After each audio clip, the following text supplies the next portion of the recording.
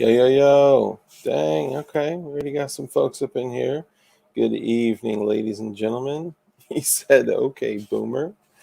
All right. Flying rich. All in his feelings. I'm sorry. We talked on the phone about it, man. Come on. Come on. I'm sorry. I'm sorry.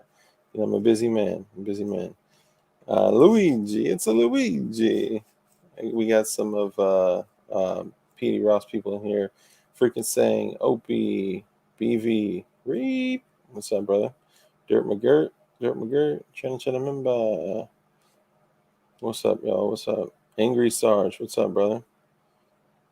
And y'all need to check out Angry Sarge is, I think, part owner, actually, of a holster company called Hold on. Damn, what is this shit? I want to represent you appropriately, my guy. HCM Holsters. Hotel Charlie Mike Holsters. And shit is super fire. Freaking saying, what's up, brother? What's up? Man against the masses. What's up, brother? If I miss some of y'all, I'm sorry, man. Y'all in here balls deep. Balls and all. Wave slave. Yo. So, guys, unfortunately, so P.D. Roth is having a really tough time right now, man. He's really struggling with everything that's happened, and he said he's just not comfortable to come out and talk about what was going on. Psych, motherfucker! I wonder if anyone actually clicked out. Like, fuck this shit. Yeah, they're mad as shit. I know, right? Armitage, what's up, brother? What's up, A American? P80 Ralph, man, getting canceled up in this bitch, dude. What's going on? I wouldn't call it canceled, man. I think there's just so I don't know if you saw. There's a New York Times article. Let me see if I can. I saved it in one of my tabs. There's a New York Post article where they're going. I mean, it's a long art. I didn't even finish it. It was a long article, but they're going in depth. Oh, what the fuck? Yeah. Now it's like asking me to log in. Hold on. Oh yeah, a little paywall joint. Yeah, I hate that. Damn. Yeah, it would let me see it the first time, but this is the picture they used: an LFA slide, no cover plate on that bitch, basic ass sights, but pretty much they were targeting the whole polymer 80 thing, and I think this is what they're really going after right now. It's a big story because they're finding these everywhere, and what happens when you Google P80 anything? Fucking Yeah. P80 is gonna pop up. Yeah. We So actually looked when we were on your live shit about a week or so ago. You were like, "Hey, I want to look this up," and we looked up P80 slide release, and you had like 11 videos that were all yours. Hey, Francisco Vasquez, Angry Sarge, Wave Slave. Thanks for joining, guys. I was a little nervous. I was like, yo, what the fuck? I'm going on somebody else's shit. But once, I was like, Yeah, once you see your people, it's yeah. It's like, actually. okay. Thank you for bringing that up. All y'all, if you have not subbed to PD Ralph's new channel, it is Ralph the Builder. So everybody here, we got almost 30 people here right now. We just started. Many more people to come. Oh, what's up, CRS? Carolina EDC Reviews. What's up? What's up, brother? CRS Firearms, thinking about you and your health, brother. Shooting Gallery New England. What's up, man? We got all the famous mofos coming up in here. Oh, I see that screen share. I hit you with the assist, yeah. Hell yeah. You mean bring it up now? Yeah, go ahead. Boom. Oh, there you go. Okay. Almost 150. That's our live from last night. I can't believe that shit, bro. I never can believe when it goes past like 3 hours. I was like, okay, I guess we still hanging out 4.5 hours on that live there, and it's kind of like real podcast style. Like we just talk some shit, share opinions, have a couple laughs, listen to Chairman Juan make gay jokes. It's all fun and games. Talk about his bougie ass wine that he was drinking. Yeah, that was funny with the fucking That with was the wine. so, dude. I was dying, man. That I kept seeing people be like, "DLD, you a funny dude, man." Yeah, make sure you all sub to Ralph the Builder. It- I mean, think about it. What's up, Joe Morris? What's up, Walt? Think about it. Like, he had a channel with what, 15, 18,000 subs? Uh, about to hit 15. I think I'm at like 14,999 the last time I checked. Let me see if I Damn. flipped over So to 15. right under. L word. Just sub to DLD off Ralph's page. What's good, players? What's up, man? Thanks for coming. Thanks for My joining. bad. We at 14,997. Yeet. Damn. So we could get you to 15 technically right Three, now. three subs to get P80 Ralph to 15K, yo. Yeah, Say so I actually sub to both P80 Ralph and Ralph the Builder. appreciate it, man. Yeah, we all gotta have a backup, man. Hell yeah, man. So my backup only has like 150 something subs too, because I'm not thinking about the backup, you know? And Well, I should. so now it got me thinking, and maybe it's because I'm not able to post on my P80 Ralph shit, but I feel like a lot of a lot of the subs don't follow me on social media, so a lot of these people don't even know what's going on. Mm-hmm. And I think that's kind of the point that YouTube's trying to make. They're like, okay, 2 weeks without being able to reach your subs, a lot Yeah. of these people are gonna leave. They're gonna be like, "Fuck Ralph, where he been at?" I think that's kind of their plan, like you're saying. You know, YouTube has become this place where it's like the place for streams, for podcasts, for videos, for tutorials, for do it yourself, for anything like that. And we come so like we've become so hyper focused on this one platform that we're not as diligent, and I'm definitely guilty of this. I'm not as diligent on other platforms, and as a result of that, I don't have the same contact here that I have or there that I have here, or vice versa, right? Like, I don't know, and I think that's kind of their plan because they got us all by the balls. Yeah, I mean, I never expected to be where I'm at, bro. I was just doing this shit for fun. I didn't even think people were gonna fuck with it straight up.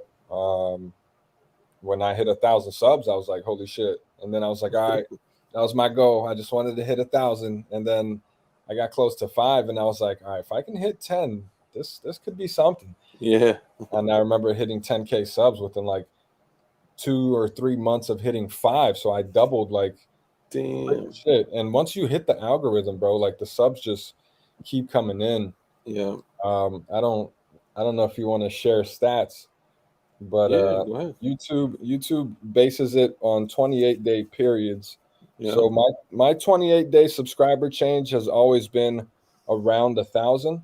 But when I dropped a video that I just got striked for, which was the P80 G19 build video, it was the one that had like almost 400,000 views. Mm, It's the step by step on how to do the damn thing. damn. Once I dropped that, I got up to I think 3K in a month, and then it Wow. graduated down I think to like 25, 23, 1,500, and now I'm just like steady at 1K per month. But at that rate, bro, that's like crazy. I couldn't even imagine hitting 1K, and now I'm doing that in a month like it's nothing. Yeah, that's crazy, man.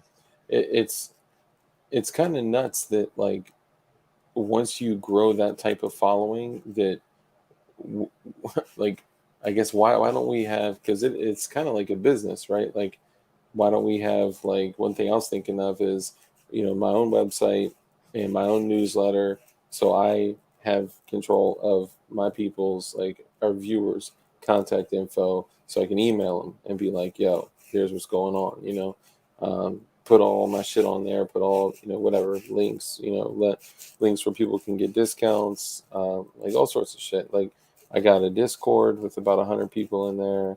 My um, what you call it, Instagram has like less than 500 people. So I don't know, but anyway, enough about me. We're here to talk about you. So something, Shout out to the safety doc. I yeah, watched man. this interview or your interview with him.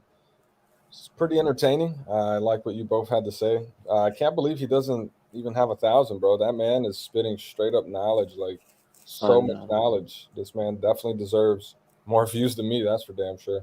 Dude, it's nuts. The amount of research and just time and energy that he puts into his content Yeah, it's before crazy, he goes, it's crazy. but it's the message. YouTube suppresses certain messages. Yeah, We all know there's this big fucking agenda, and if your message doesn't meet the agenda, you get suppressed.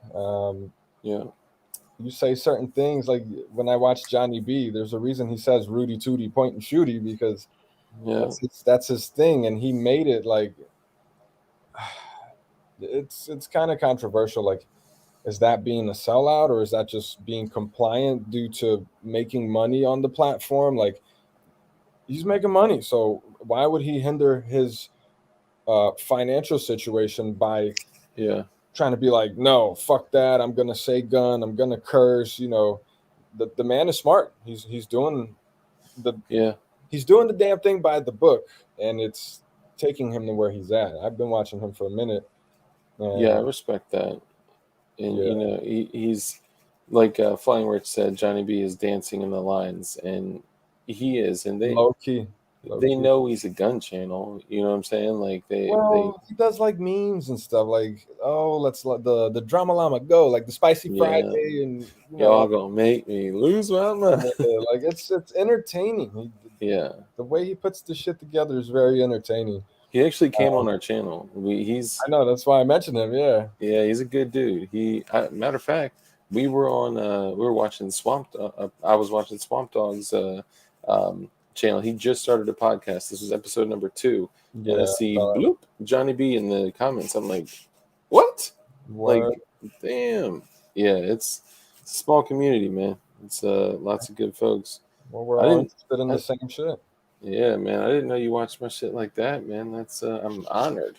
Well, I didn't know who you were until like what was it, like 3 weeks ago? Your boy Matt Sean. Matt Shawn came in my comments like, go check out DLD, and I was like, who the hell is DLD? And then I started watching your shit, and I was like, this guy talks like me, but like the calm version. He's like the calm version of me, Yeah. the Let's see. docile, Yeah, I'm known to be chill. chill guy. Yeah, I I can fuck with flip it. though. I can flip sometimes, you know. John Crump in the house. Hey, big shout Yeah, out John man. Crump. Thank you for the super chat, brother. He said tomorrow the article drops. John, once you get the kiddos down, brother, if you can, I'd love to have you hop on, kind of talk a little bit about what's going on. But there's kind of been like a series of events. Like, tell me kind of like what all happened. I'm Like, sorry, I was no, looking at the comments. Rich no, you're asked, good. Ralph got hit with a hard strike. Yeah, I did. I'm on strike number 2. And I think Bacon asked something about fast food. I completely missed it. Oh, what's Ralph's preferred fast food places for long haul drives? Oh my god, dude. If there's like a Sonic's somewhere, because Sonic is one of those things I never see. I'll stop at like a Sonic or like Hardee's or one of those things. I forgot what they're called. Certain states have different names, but most places it's called Hardee's. Yeah, I love those fatty ass burgers with the goddamn bacon. So the yeah, goddamn bacon. I fuck with it. I like fast food. Yeah. Dude, that's too funny. He's all about fast food. Like Well, that's his shit. they make it so addicting, bro. It's like, how are we gonna stop eating this great juicy goodness? And it's so much cheaper than making a healthy meal. And this is by design. They want us to be fucking unhealthy and Yeah, rely on them for food. I get it. We're brainwashed to be like this, and it's really hard to stop it, man. You got to have a lot of willpower and motivation. I don't think damn. Ralph spitting the truth. I'm not motivated enough to like better myself. Like, I know I should, but I'm just like, meh, I'm comfortable. Like, it's too I much think work to get fit. honestly, just having the awareness of it, like that's literally like step number one, right? Like Step one, yeah. yeah, I fall into the bullshit all the time, man. I'm even like the world of like consumerism and comfort and all that bullshit still falls into our world too, right? Because we're doing the same shit, but it's just like with optics and guns and magazines and ammo and like, I got to get this and I got to order it and it's going to Yeah. be here by tomorrow. We fall into the same Consumerism. shit. Yeah. Consumerism. Yeah. It's funny. Heath L said first impression, like he's talking about of Dark. Is he stoned? Me? Am I stoned? No, he was talking about because you were like Dark is so chill. He's like his That's what first I thought. impression of me. So I forgot which live it was, but it looked, you were like listening in. What the I fuck? mean, I'm he's got a little Rice Krispie treat here. No way! Are you serious? On the live, bro. Yo, but there was one. Yo, I can't believe you did that. You crazy as shit. There was one video I watched where you were just like Like you were falling nodding out. asleep on the live. I was like, I bro, believe it. man, okay. Yeah, I believe it, man. I'm honestly, this is gonna be bad, but I sleep for like probably sometimes 3 to 4 hours a night. Oh, how, bro? I have no idea. Okay, Like you can't honestly, sleep, or you just don't have the time to sleep. I mean, I could create the time to sleep. It's just like, I do this, and then after this, I'm like, I need like an hour or so to wind down. You know what I'm saying? So like, I finish at like 1, then at like 2, 3 o'clock, I'm like, all right, I can go lay down. Then 6 o'clock, my daughter is like, Daddy, Daddy, Daddy, Daddy. Oh damn! Why don't you go to sleep earlier, man? I'd be going to sleep at like 9 o'clock, 9:30. The late. If I go to sleep at like 10, I'll be hurting the next day, bro. So I used to be like that. I used to literally like roll over, look at the clock, and count the hours that I'd be sleeping before I wake up, or before I go to bed. And I don't know, somewhere along the line, it just kind of clicked. Like, I need more time to myself. When can I create more time to myself? Nighttime. Like that's it. And my dad used to do the same shit when I was a kid. He'd be up till 3 o'clock in the morning, and I don't know. But I did. Made a new commitment. I was like, you know what? I'm gonna start going to bed by or before 1 a.m. Period. Like that's what I'm gonna start doing. And One is not bad. Yeah, if you're up at 6, damn. I try to get at the minimum of 7 hours, bro. Like last night after the live, I went to sleep. It was almost 2, and I woke up at like 7:30. My head just throbbing, and I couldn't go back to sleep. You know that hangover when you're just like, Mhm. I was like, damn, I was on the live with Mr. Snow and Chairman One. Like, Yeah, that word, was like, did so dope. that happen? Yeah, If you go back and watch that, you're gonna see I was trash, bro. I can't believe I did that. bro. So my first time seeing Mr. Snow was the day prior on Swamp Dogs podcast.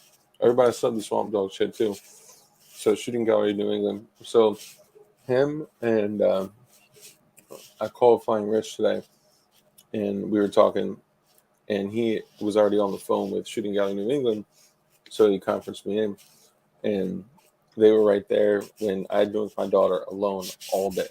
All right, and she was like just being crazy, like devastating, like just ripping shit up and going crazy, and I'm trying to make her dinner and talk to them, like and they had the pleasure of hearing in the background me like kirking out, like, stop, don't do that, don't tear that up, don't you do, don't throw that, don't kick, don't, we don't hit people, like.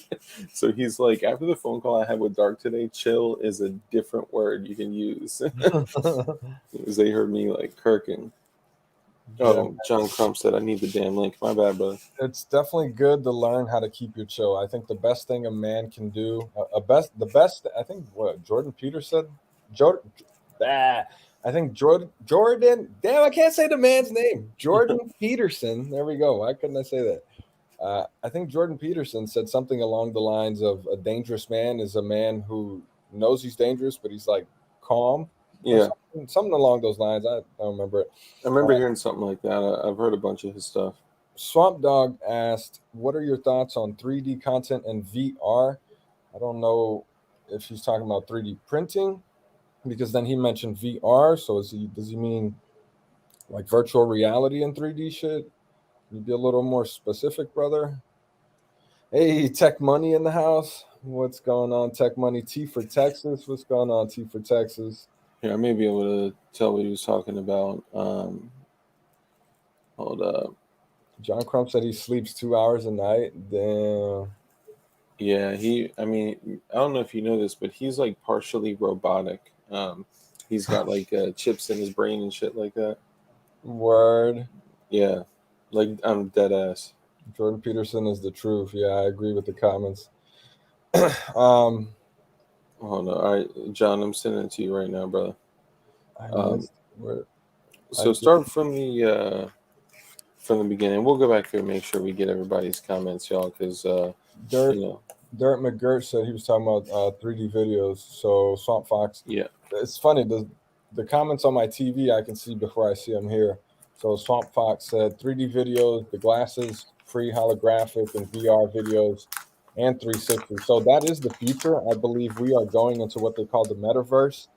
mm, I'm looking to currently I'm looking currently to invest in it because there's a lot of projects out there that I believe will be the future. People don't like the real world. We're all so used to this internet persona that we develop that we have to become this happy being online, even though everyone has fucking problems, bro. And as much yeah, as you can try to be online fronting like your life's perfect and you got the nicest car, the baddest bitch, like everybody has problems, bro. fronting in the rental. That's So I feel like this is going to solve that problem. It's going to give, well, I hate to say solve the problem because it's going to create a new problem, but it's going to create a place where people can go that's perfect. So this perfect world that we create, they have what's called decentraland. So properties in real life will be converted into, I don't want to call them NFTs, but you munching on something there, motherfucker? yeah. I'm just opening something up. My That was loud bad. as shit. I was like, this man. My bad. My bad. So Decentraland has like properties in the digital world. See, yeah, that was funny. But in VR, so you would be able to buy your house in the virtual world with cryptocurrency, and there's certain games you can play in the metaverse that will earn you cryptocurrency. So I believe it's the future, man. Like this whole digital world shit and VR, like this is going somewhere, man. I really believe in it.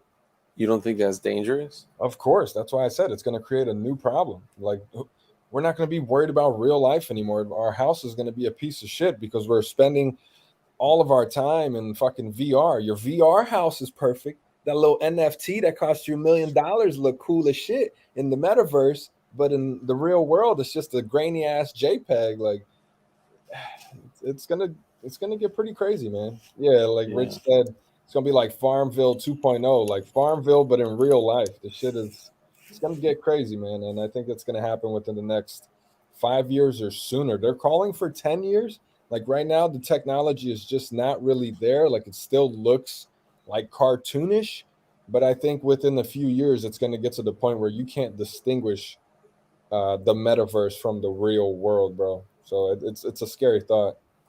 Yeah, that's pretty terrifying.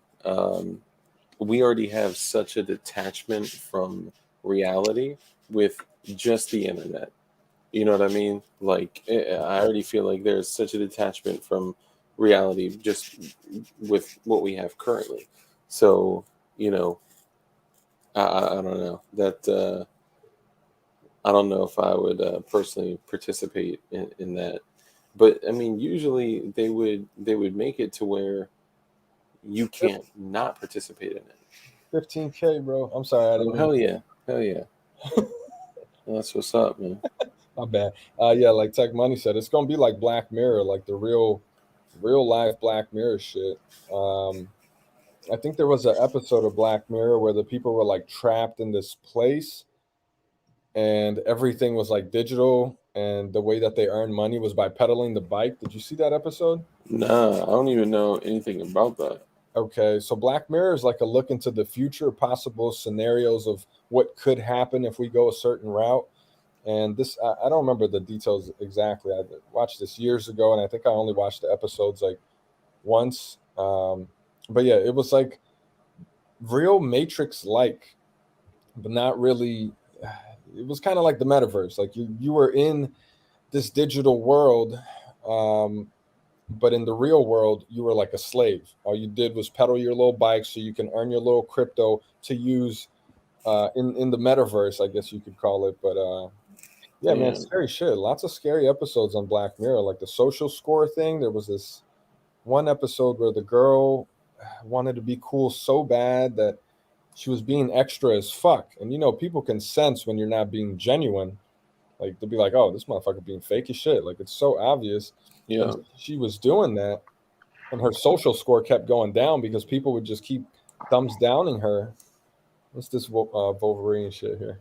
That's a What's compliment. up? What's going on, brother? Not much, man. I hear you talking about the metaverse and stuff. Do you know Facebook has now? I used to work for Facebook at Facebook. They've transferred 20% of all their employees to work on VR. What? I believe it. Damn. I believe it. Yeah. Texas Bullet said, "Are full auto rifles legal in the metaverse? If so, I'm in." You could do whatever. Yeah, I saw this one guy. They called it a Glock in the comments. I commented like, "Motherfucker, that is not a Glock." I'm saying Glocks are not hammer fire. You know me being me. I got to get technical on that motherfucker. But yeah, there was a dude who did like a flip or something, and he was like shooting off. And yeah, you could do some crazy shit. You definitely have guns in there. That's Yeah, crazy. VR gun range. I play that a lot, and that is basically it. I'll let you play it dark next time you come over because it's you don't feel the recoil, but everything else is like out of gun range. Yeah, that's pretty crazy. Mark Tucker asked in the comment, "Is metaverse a word now?" Not really a word. It's more of a noun. It's going to be a place, a digital place. But yeah, it is a thing. And Opie said Black Mirror is conditioning people a lot like TVs and movies. And I agree, man. A lot of these movies that come true later, like how creepy is that? Like how the fuck did they know that? Was it just put there so that when it does happen, we're like, oh, it's just like in that movie. Like, Yeah. some scary shit, man. Like, is it a total social, like, I don't know. Yeah. It's funny. It Sport Brand said, sorry, real quick. Sport Brand said, "I wonder how good the steak is in the metaverse," which, Like in the Matrix. yeah, like the ignorance is bliss scene in the Matrix. That was a good one, Sport Brand. hell, So, man. what were you saying? I went to a Guns N' Roses concert today in the metaverse. Oh, for real? Yeah, That's what's up. What? yeah. How did that go about? Like you had to pay for it or was it free? No, it's free. So Facebook paid for it. you put some goggles on? Yeah, I have a Oculus, so you go in there and there's like Yeah. all these other people, and it's really funny, man, because you see like girls in there, and the guys are like, "Hey, I really like your eyes," and stuff like that, trying to pick them up. Because like there's like one girl for every 10 guys, and you just see these guys just like flock to every girl in there and try to pick them up. In VR, it's crazy. That's nuts.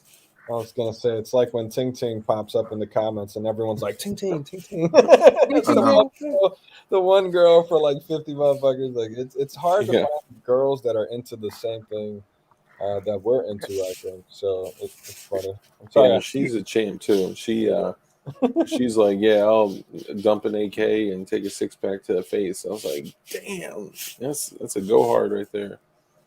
Yeah, yeah. Somebody sent me a message on Discord. It's like, hey, how does Ting Ting look? I'm like, how the hell am I supposed to know? What? I would figure like an Asian girl in the comment picture, no? So, well, yeah, we didn't talk about that. Picture. I meant the little circle picture. Yeah, there may have been a time where she came in the Discord and she may have posted some pictures, not like anything crazy, just Oh, okay. I thought you. No, not like yeah, not like anything like that. But Ting Ting, you're part of the fam. You're part of the glowies. I fucks with you. And the Wolverines. And the Wolverines. And the Flying Rich. And everybody. The Squadron. Uh-huh.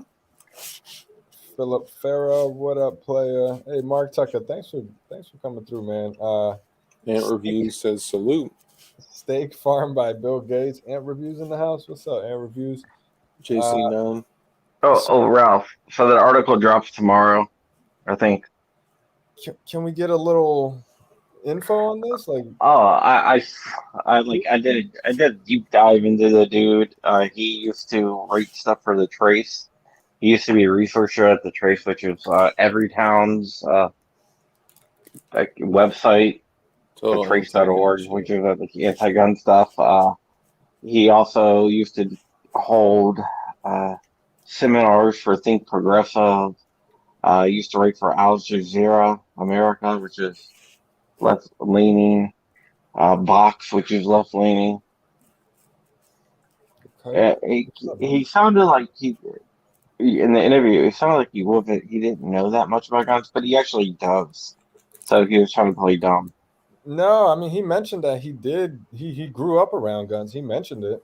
He said Yeah, that. yeah, he did mention it, but like some of the other people he talked to, he like tried to play dumb to try to get them to admit certain things. I got you. I think Yeah, the way I talked to him, I think I got him comfortable to like open up. It was weird. It felt like we were really having a an honest conversation. Hey, JSD Supply in the house. What's up, man? What's up, Jordan's brother? funny as shit, man. I can't believe he be watching this stuff. Oh yeah, he Like, did they say JSD Supply? They better. yeah, but I did get Code YouTube to Dark. admit that the strike shit you got on the channel and all that other stuff was actually from that dude. He gave them a list of videos that he felt violated YouTube policies and channels that violated YouTube policies. So I got YouTube to admit that he gave him that list through NBC. So it was him and NBC, and that because they gave him that list, that they demonetized and took down videos and stuff like that based on that list. And I Okay. got him to go YouTube to go on the record and admit that. Damn, good for you. Yeah. So what I was telling Dark, I've been calling you DLD. I'm sorry, bro. I realize now everyone calls you Dark. I'm the only one that calls you DLD. It's all good. Either one, whatever you prefer. Oh, bro, they already hit us. They already hit this live. We're already demonetized. What did we say? P80 Ralph. We probably said P80 Ralph for real. Or I think they're going after everything that says P80 because like I did the tutorial, the video drop of the tutorial. In the So, title. yeah, and it said doing a battle worn paint job I saw on a P80. So just the fact that it was P80, I think they're hitting P80 anything right now. Yeah, because NBC's gonna drop a big. It's like gonna be a TV. It's gonna be like a big TV thing on MSNBC, and it's gonna be multiple different articles and multiple different newscasts and stuff like that. Ralph said They're New gonna, York Times already dropped something big.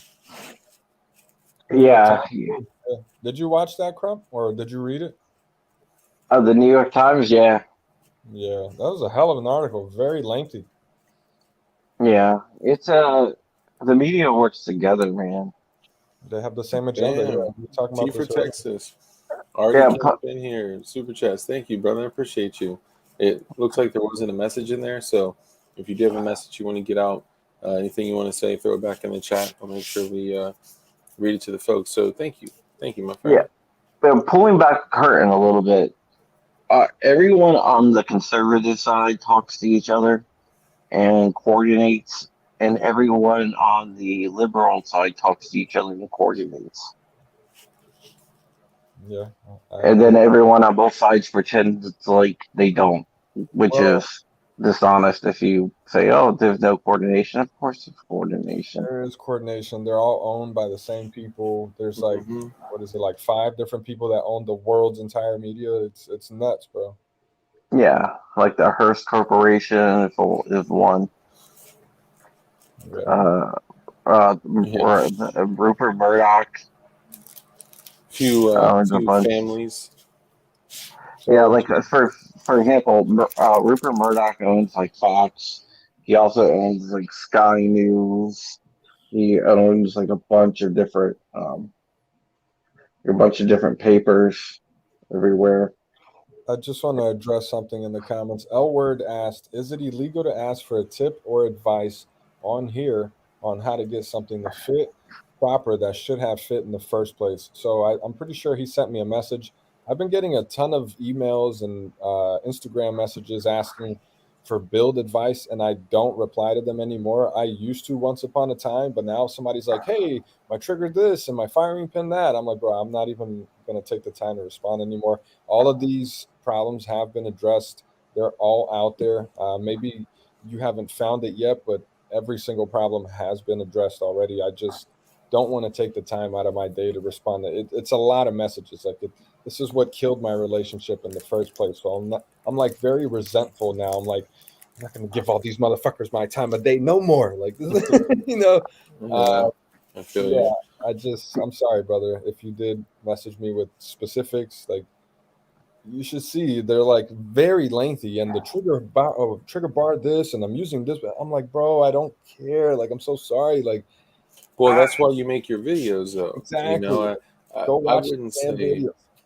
yeah, I mean, I wouldn't say, I, I wouldn't say you don't care because, I'm annoyed. I'm annoyed. yeah, yeah, and I get like, I mean, you should see the emails I get. Like, yeah, it's kind of crazy. But I think that's the damn, bro, holy shit, Wave Slave's a baller, yo. Yeah. Shout out to Wave damn, Slave. Wave Slave coming in with the orange joint. That's my guy, yo. That's my guy. DLD, thanks for Nice. having Ralph on. Also, great to see you on his live both appearances. Hell yeah, man. I appreciate you. Thank you for the super chat, man. Yeah. I'm Thank you. sorry. I just heard what I said. I said I don't care. That did sound pretty harsh. No, I'm just annoyed because it's very constant. Like people are expecting a lot from me. And like I said, I didn't even think I would hit 1,000 subs. Like I live a normal life. I work a 9 to 5 or not 9 to 5, but that type of schedule. Um, and it's hard to like give everyone attention, bro. It's really hard. Well, I think there may be, like you said, a little bit of like resentment because you sacrificed a lot for your videos. So if people hit you up and they say like, "Yo, like, how do I fix X?" It's like, man, I've already invested so much of my life into these videos. So if you guys do have a problem, if you have a challenge, like whatever your flavor is, like go to Ralph's shit, look through his videos. I promise you, you will find the solution. And if your flavor is MGB or Putang or whoever, just go through their videos and look, and I guarantee you will find the solution to the shit that you're looking for. So the only thing I have not addressed in my videos specifically, because I made sure to go after the most common problems. There's one problem where the trigger won't reset, and this seems to be happening to a lot of people. It's like I should make a video on this, but I've never had the problem. I can't replicate it. I've tried. I can't make it do that because these guys are using bullshit parts, bro. And I hate saying that, and they get so upset. Well, this is all I can afford, and I'm like, bro, I get it, but that's the reason for your problem. Like, use original Glock parts. You will not have this problem. Well, this other person is using this, and their shit works. Not everything is the same. These Yeah, manufacturers, the quality control is not there. You can have 1,000 parts kits from the same company. They're not all going to fit the same. yeah, And if these people are expecting OEM results with $50 parts kits or uppers from eBay, and like these channel liners and the channels for the firing pin are way too tight. The firing pin is hanging up in there and it's not allowing the trigger to reset properly. Oh, I get so annoyed because yeah. I'm like, I'm just use better parts, please. Well, I'll well, give it to you though. You sorry, Crum, just real quick. I'll give it to you. Like one thing, like I would have thought that you've been building Glocks since like an infant. Okay, Nope. you are actually kind of new into the game, 3 years, yeah. bro. yeah, that's what I was gonna bring up. So never mind. Don't go Oh, back to nice. me. Well, go ahead, Crum. Okay, you would think that you've been building Glocks all your life, but you're really new to the game. Yeah. But Yeah. I'm impressed with the amount of knowledge that you have and your understanding of the mechanics of the platform or the platforms. Thanks. It's the end is near. Beware. What's up, brother? Are the stainless channel grooves anything decent? The stainless. Do they make stainless channel liners? I've seen brass. I haven't seen stainless, but I would, like I said, man, I would stay away from anything that's not original Glock parts. If you watch my videos, it's all I use is Glock parts, and everyone's like, "Why do you only use Glock parts?" And I'm like, "Have you seen my shooting videos? Like because they work." Yeah, yeah. If I can, I will use OEM. Every opportunity that I have. Yeah. I do have builds with P80 kits. I do have builds with. I get a couple with eBay shit, but they're also like name brand kits from eBay, not just like the random. But they're all coming from the same manufacturer. I don't mean to call anybody out here, but from my understanding, MDX, JSD, ADP Builder, eBay, Carry Guns, Rocky Brass, all of these manufacturers get the same aftermarket parts from one big supplier. I don't know who it is, or else I'd be stocking that shit on my website. But then it's like it goes against what I stand for. Like I don't want to promote the cheap parts. I hate to say that because it's all some people can afford. Like, bro, if you take the time to part out a lower parts kit, you're going to pay probably 10 or 20 bucks more because you'll have to get shipping from like 3 different places, but you're going to get guaranteed to work parts. Like for me, it's worth the hassle. It's 11 parts in the lower parts kit. Mhm. It's not, I think some people just want to click one button and have everything come to their door at once. Like it's not, it shouldn't. I don't know, man. I'm sorry. I don't Yeah. know what to say. No, I feel you. I mean, OEM is where it's at. I mean, Gaston Glock got it right. I mean, that's why we are where we are today. That's why we have so many, aftermarket Glock shit out there because the design was right. It's like looking back to the AK-47. It's like the AK, the design is what makes it, run like it does. So as long as you are staying within the parameters of that design, you are going to be effective. You're going to be reliable. The moment you start to, do some Century Arms shit and start to buzz lightning cuts in the most, sound part of your firearm, which is like your piston and bolt carrier and shit. I'm like, bro, like, It has a certain mass for a reason. yeah, You have to man. fine tune it. If you're getting lightweight carriers, you got to get different buffer weights, different springs. Then you got to get the adjustable gas block. Like it's a lot of extra shit. And just to piggyback on the fact that I'm new to this, I think that's also why I get like kind of worked up. I'm like, why are you asking me? Like I don't know. I'm new to this shit, but I guess I do know. Like I guess I'm a little hard on myself, man. I don't know. I'm sorry. Yeah, No, I it's feel all like good. why are they asking me? I was like, I don't know. You're the guy, man. You're the guy they go to, man. It's the same thing. Like I got a lot of folks that reach out to me for build advice, and I'm not even a build channel. I got my first, not my first, but one of the because I did build the Freedom Wolf on stream, which is still up and still monetized. By the way, I'm blown away. Go figure. Um, yeah, it's crazy, but I finally had like I wanted to do a P80 build where I only use the parts that P80 provides and a razor blade, sandpaper files, Wait, and hold then on. knock the whole build out like that. You talking about the lone wolf, or you're gonna do a new one? No, I did the gray 26, and I did all of that joint with So just you already made the video. yeah. I just gotta edit it all, bring it all together, and then get it out. How long did it take you to carve that recoil spring channel? Not too long. I mean, probably that alone was probably a half an hour. It's the hardest part, yeah. Yeah, yeah. But so what I did was I took and the end is near beware. I did not see a joke, and I actually went back and looked through. So they only showed top chat to the creator.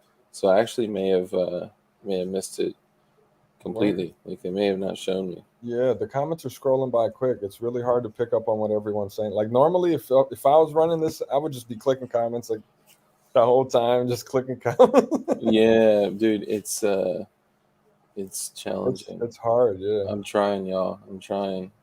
They got MP5 kits, Mac 10 kits. You still need a vice. I think people have paid for like 10 vices already, bro. Bro, I know, man. About time they see this just won't vice. stop. Hey, you know what? I promise y'all, you are going to see a vice. I just actually haven't made the time to go out and get it. But I have one of two in mind. And also, funny enough, there's a dude that makes like he restores and paints vices, and I think he's one of your people. And he hit me up on Instagram, and he was like, "Yo, I don't remember his name. I also don't know if it's the same username on. So I don't want to like put him on blast or anything. I mean, if he does work, you might as well shout him out, get him some recognition. Yeah, let me see. Hold up. If he's like a brand or a company, yeah, shout him out. Yeah, it's only his name. It's only like his government name. Okay, yeah, we don't. I'll get some. I'll hit him up first and be like, "Yo, yeah, I don't want to put him on blast like that." But he was like, "I'm gonna send you a vice," and I was like, "Bro, for real?" So I'll probably the shipping of the vice is probably gonna be as much as a vice would cost if I went to go get one at Home Depot or something. Well, it's a little heavy. It's definitely a couple pounds. I mean, the vice is like $10, bro. He said he spent the cash on a different vice. I don't get it. That's creative. A vice like alcohol, drugs, like an addiction. That. Okay, yeah. I got you. Oh. Okay, my bad. So it is freaking saying. Okay. Yeah, I was like, I don't want to be like, okay, Robert Reginald Dander the Third. Dander the Third. No, so freaking saying, I think the way you had said it, and I have to go back through, is that you like refinish and like restore and paint vices. And bro, dude sent me a picture of a vice in the front of like a bobcat dog. It was like the width of a vehicle. Okay. Dude, never seen one that big. The biggest one I've seen was probably like, I don't know, 3 feet wide, and it was from like a railroad from like the 1900s. This joint, hold up. I was gonna say, what the hell would you need a vice that big for? Shout out to Tactical Trash Panda in the comments. What's going on, brother? What's up, Trash Panda? Sport Brand, what's up, player? Okay, for the railroad, you said. I don't know if that one is for that, but I don't know. That joint has a diesel vice in a vice. Massive. Yeah, dude, it's crazy. Like you would need a tool just to crank that joint down. Big ass. Yeah. Torque bar, I think is what they call it. You would need like one of the masts on like a pirate ship to crank that shit. DLD just noticed the love on IG. I appreciate it, brother. Good to see Ralph on another channel. Hell yeah, man. Who's that? That's Tactical Trash. Oh yeah. I went through, and when I saw Tactical Trash Panda liked one of my pictures, I went through and I hit him with the like bomb. I was like, dee. I'm like, he'd be doing the repos. Yeah, he probably hit you with the repos. Oh, nice. That's what's up, man. Yeah, I appreciate that, man. You know, when they screenshot and they'd be like, shout out to this guy or whatever. Hell yeah, man. Yeah, man. I like, I refurb USA made vices.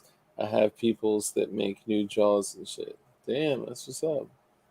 You definitely sound like you're from the DMV. If you say? Yeah. New Jaws? Was it supposed to be Jones? New Jones? Nah, I don't know. I just got that vibe. Maybe it was. I think it's in shit. Like, I don't know. Something. And shit. Yeah. Yeah. Like, why do we say that? I don't know. Like filler words. It's crazy and shit. What happened with Crump? How come he dropped off? I'm not sure. He's got like 17 kids, so he probably had something. 17 kids.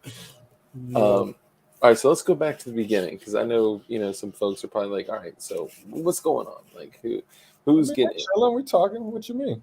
No, I know. I have a feeling people monetize dark. Yeah, you like that?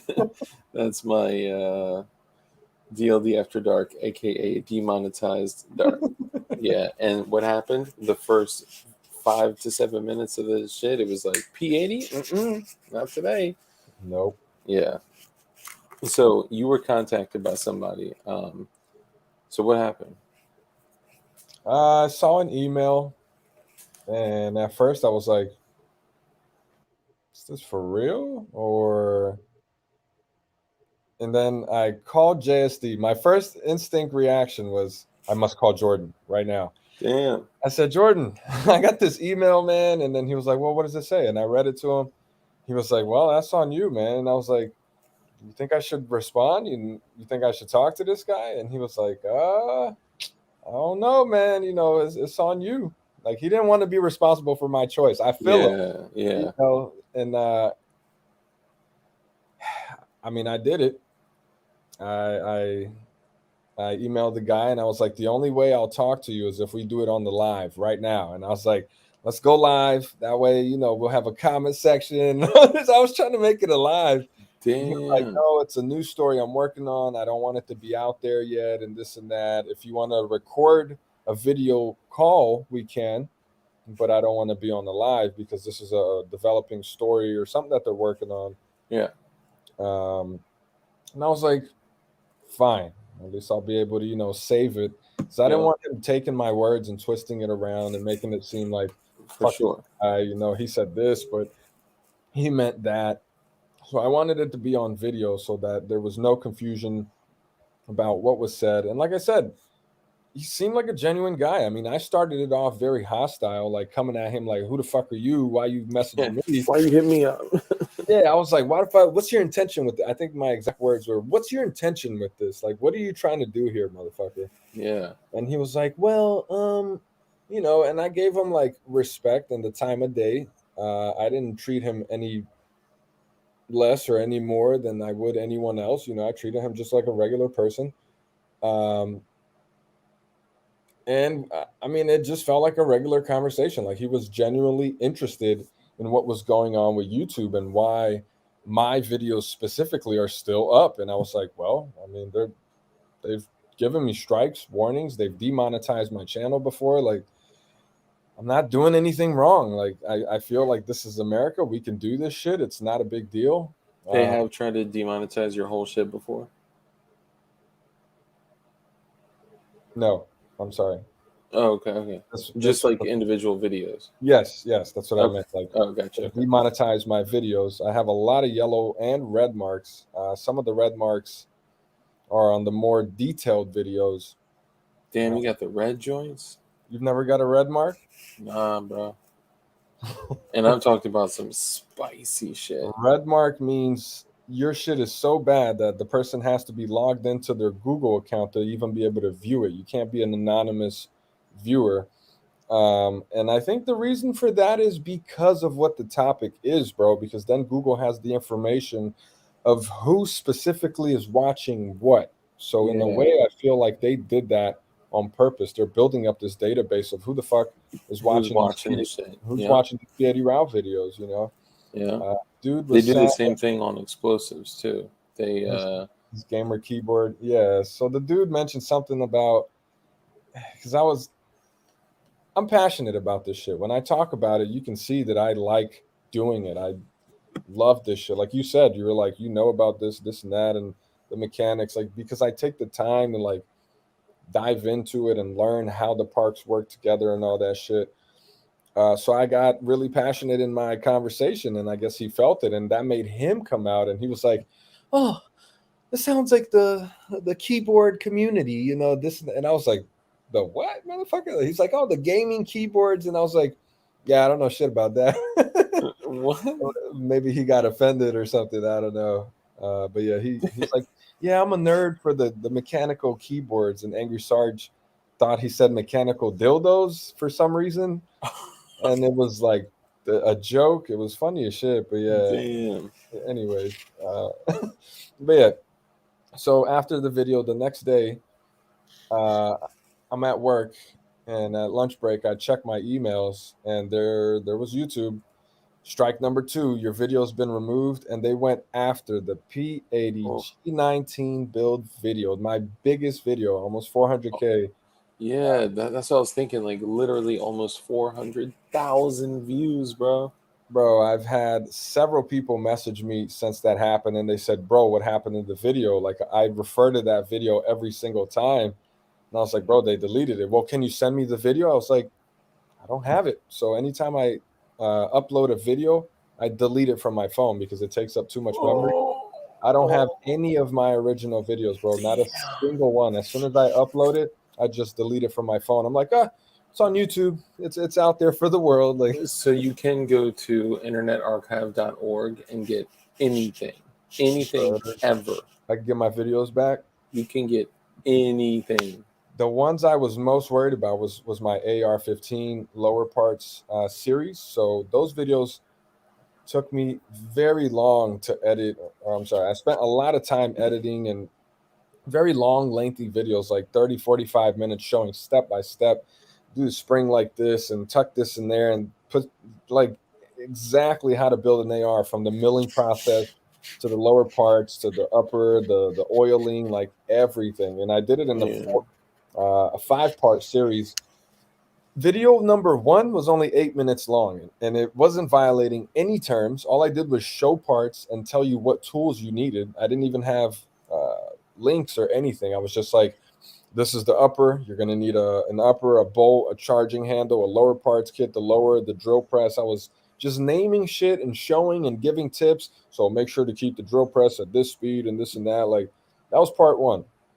Part 2, I was milling the lower. So I showed step by step on how to mill a polymer 80 Rhino V3 lower. Mm. Then part 3, I was putting the lower parts kit together and building it up. And then Yeah. 4, so they deleted part 1, 2, and 3. They left 4 and 5. 4, I was diagnosing some trigger issues. So with the polymer 80 lowers, if you're building an AR, the pinholes can come out a little too big and it'll cause pin wobble, Yeah. which makes it so when you slowly reset the trigger, the hammer will fall. So that would simulate binary fire in real life. So, pow, you get a shot when you're letting it go, you get another pow. It's like, I wasn't expecting that. That could be dangerous as fuck in real life. Yeah. Yeah. So I made a video specifically showing how to fix that because that's a big deal. You don't want to have that problem. And dumbasses in the comments, oh, now I know how to get binary fire. Like, I could get binary fire for cheaper than buying the binary trigger. Like, bro, Maybe, maybe not. like, Maybe that bro, joint will let a string off. You this is know. a safety issue. Like, I'm telling you how to not do it, and motherfuckers are taking it the other way. Yeah. What's up, Yeah. Mike Official? Can I upload videos to my site? Nah, I can't, bro. It's a web store. Can't really put videos on there. I just want to give a quick shout out, man. Angry Sarge, Mike Official, Philip Farah, Tactical Trash Panda, Luigi. It's a Luigi. T for Texas, Sunny Guns, Daniel Belmont. Who the fuck gives two shits about keyboards? That's great. Who else we got? We got a bunch of P80 Raw folks up in here. So thank you guys. I appreciate y'all coming in here. Make sure, I'm sure you're already subbed to P80 Ralph's channel. Make sure if you're not already, go to Ralph the Builder and sub. I'm actually going to put a ticker going up here. But you know, motherfuckers ain't going to look at it. They're like, where do I submit my pictures for Bottom of the screen, fool. I'll do a whole jump. I'm sorry. And shout out to all the glowies up in here too. You know I fucking love y'all. Yeah, man. Sorry, my bad. Go ahead, bro. You good. So he said he loved mechanical dildos. So the trigger was causing some binary fire, and I showed how to fix it, which was by putting a drop-in trigger in the shit. I mean, can't go wrong with a drop-in trigger. If you did have that problem, the right way to do it would be to contact Polymer 80, let them know what's going on. They're going to make you chop the lower in half, and they're going to send you another one. But Nevada passed AB 287, 286, 287, one of those. Yeah. So now they can only ship lowers to FFL 07s, but I haven't done any research since that happened. So maybe they overturned it and it's not valid anymore. But while I was doing this, I was also building out a 308 lower, which had some problems. And I contacted P80 and I was like, hey, need a new lower. Like, you guys didn't even drill out the detent holes for the damn springs. They're like, oh yeah, somebody must have skipped the process and put it in the box by mistake. But checking the comments, it was like very obvious they let out a bad batch. This was a big deal. Yeah. So they couldn't ship me the new lower. It had to go to an FFL 07. So I had to contact an FFL, and I was like, well, what the fuck am I going to do? I got to pay for a transfer? And they were like, no, we can't ship it to a regular person. It has to be shipped to a manufacturer. That's crazy. So I get to the FFL and I'm like, bro, this is some bullshit. And he was like, I don't even know why they sent me this. And I told him about the AB 287, and he was like, that's some dumb shit. Like, how is that going to stop anything? And I was like, well, it's more hassle. And I was like, what do I owe you? He's like, bro, you don't owe me shit. I was like, $10, $20, nothing. He was like, I'm not doing any paperwork. Here's your box. Like, Yeah. Okay, thank you. And I mean, it would solve nothing. And the other thing is, like, dude, people are saying, like, this would be one of my questions to, like, somebody from MSNBC, or people call them MSLSD, MSDNC, whatever, right? Like, anybody from any platform, honestly, because even platforms on the right, media platforms on the right, aren't necessarily, like, for real with us.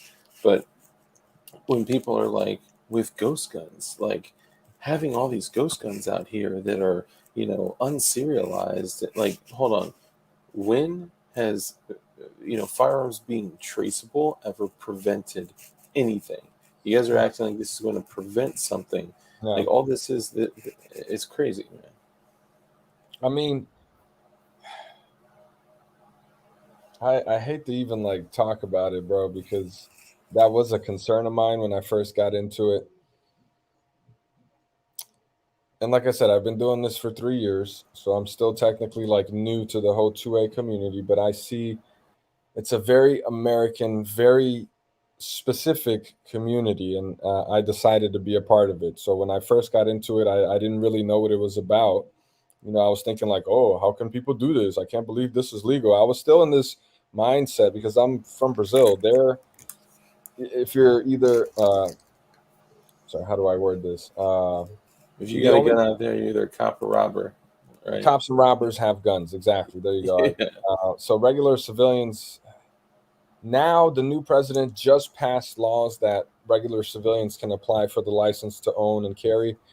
But before this, my entire childhood growing up, it was cops and robbers. Regular people, if you got a gun pulled on you, give up the goods or get sprayed. Isn't that Biggie said? Yeah. Hey, and sometimes you get both. Well, Sometimes you give the goods and you get sprayed.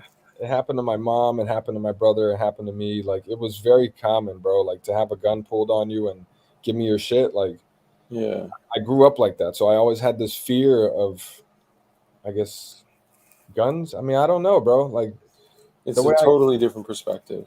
Exactly. So when I got into it, I didn't realize, like, there was a community behind this. Like, people do this for fun, and there's a big freedom aspect that I didn't know about and I didn't understand. And it took a while. Like, I had to talk on the phone with MGB for like an hour, or Jordan, and I had to, like, understand what this was really about. Yeah. Putang even helped me out, but I had so many questions, and it's like, bro, this is not our fault. It's not our problem. Like, we have the right to own firearms. They keep passing all these laws. Like, Yeah. not doing shit, bro.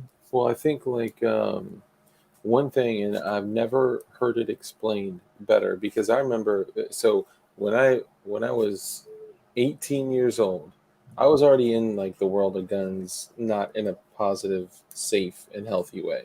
Like, kind of the same idea. Like, I grew up right near DC, so if you had a gun, it was illegal. You hid that shit. You tucked it. You chucked it. In like, DC, nah. So I grew up, like, right outside of DC, like, Virginia, in Virginia. but it's legal in Virginia. It's legal in Virginia, but my perspective of it, I wasn't around it as much. Like, my dad had one lever action rifle, right? And it was like, don't touch it, don't go near it, don't do it, you're not allowed to. And most of the people that I ran into, like, I'm talking, like, think of like I don't want to give up too much information, but like, you know, not too far from the city at all. So you got people that are like leftist extremists, and you got people that are criminals, and you got people that are like, you know, I don't know. So until I like kind of, you know, started to understand it, like you're saying, I kind of had a similar perspective. Like, you know, handguns are illegal because in the city they were actually illegal.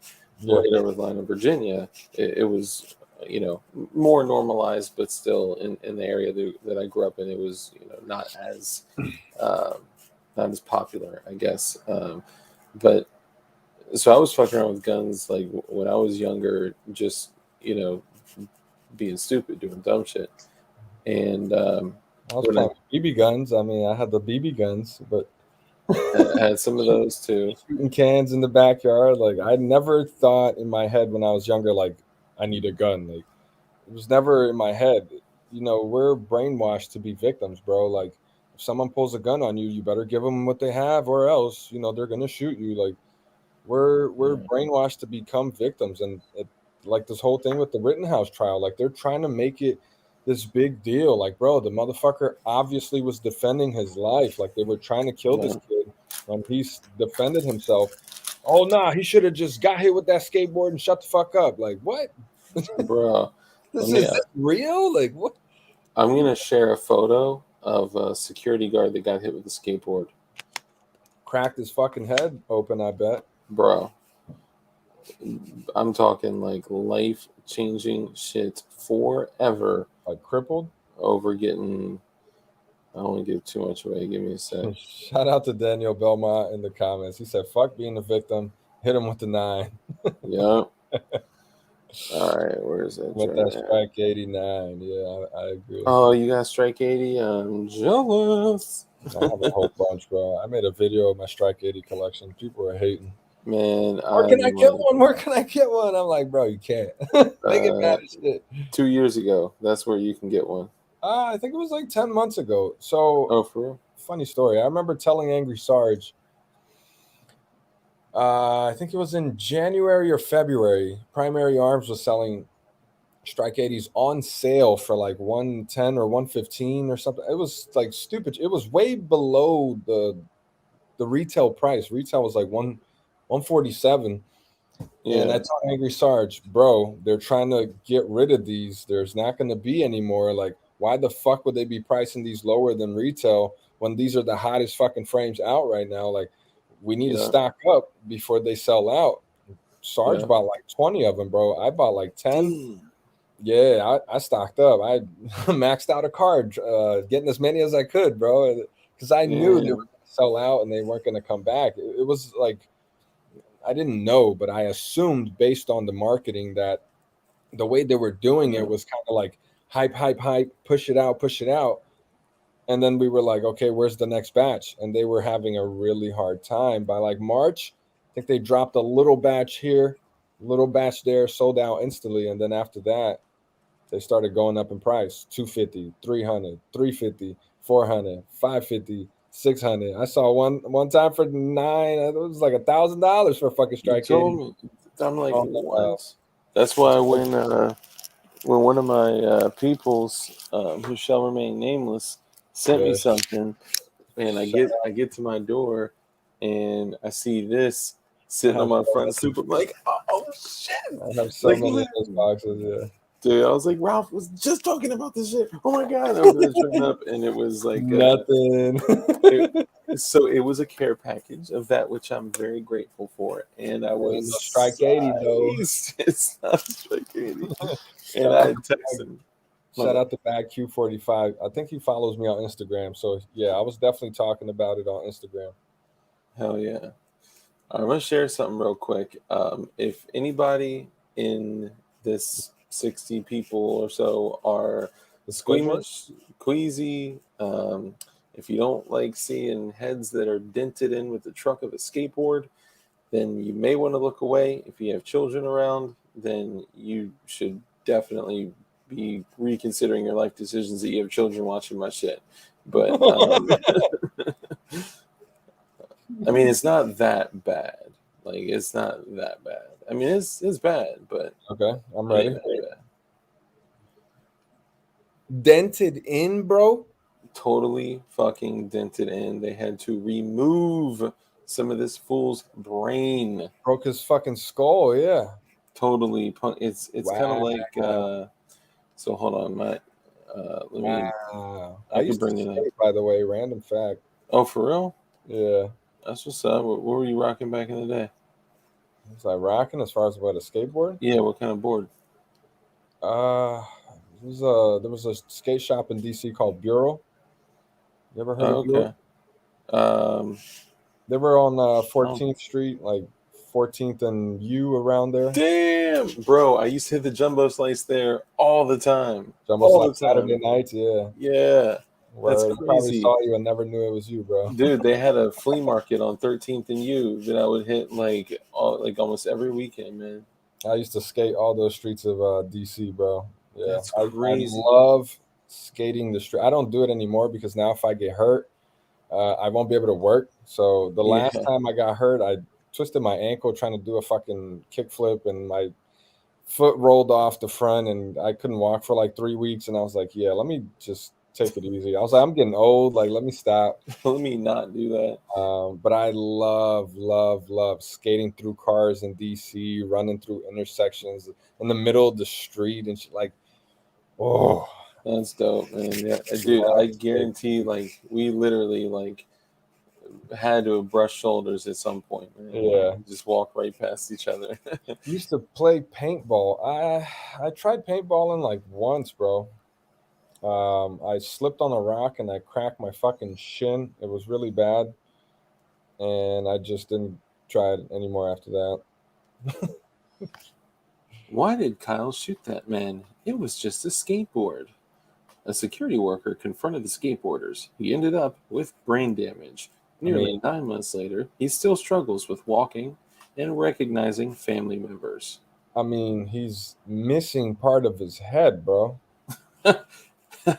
So My bad, I don't mean to lie. like, he got hit with the trucks. Yeah.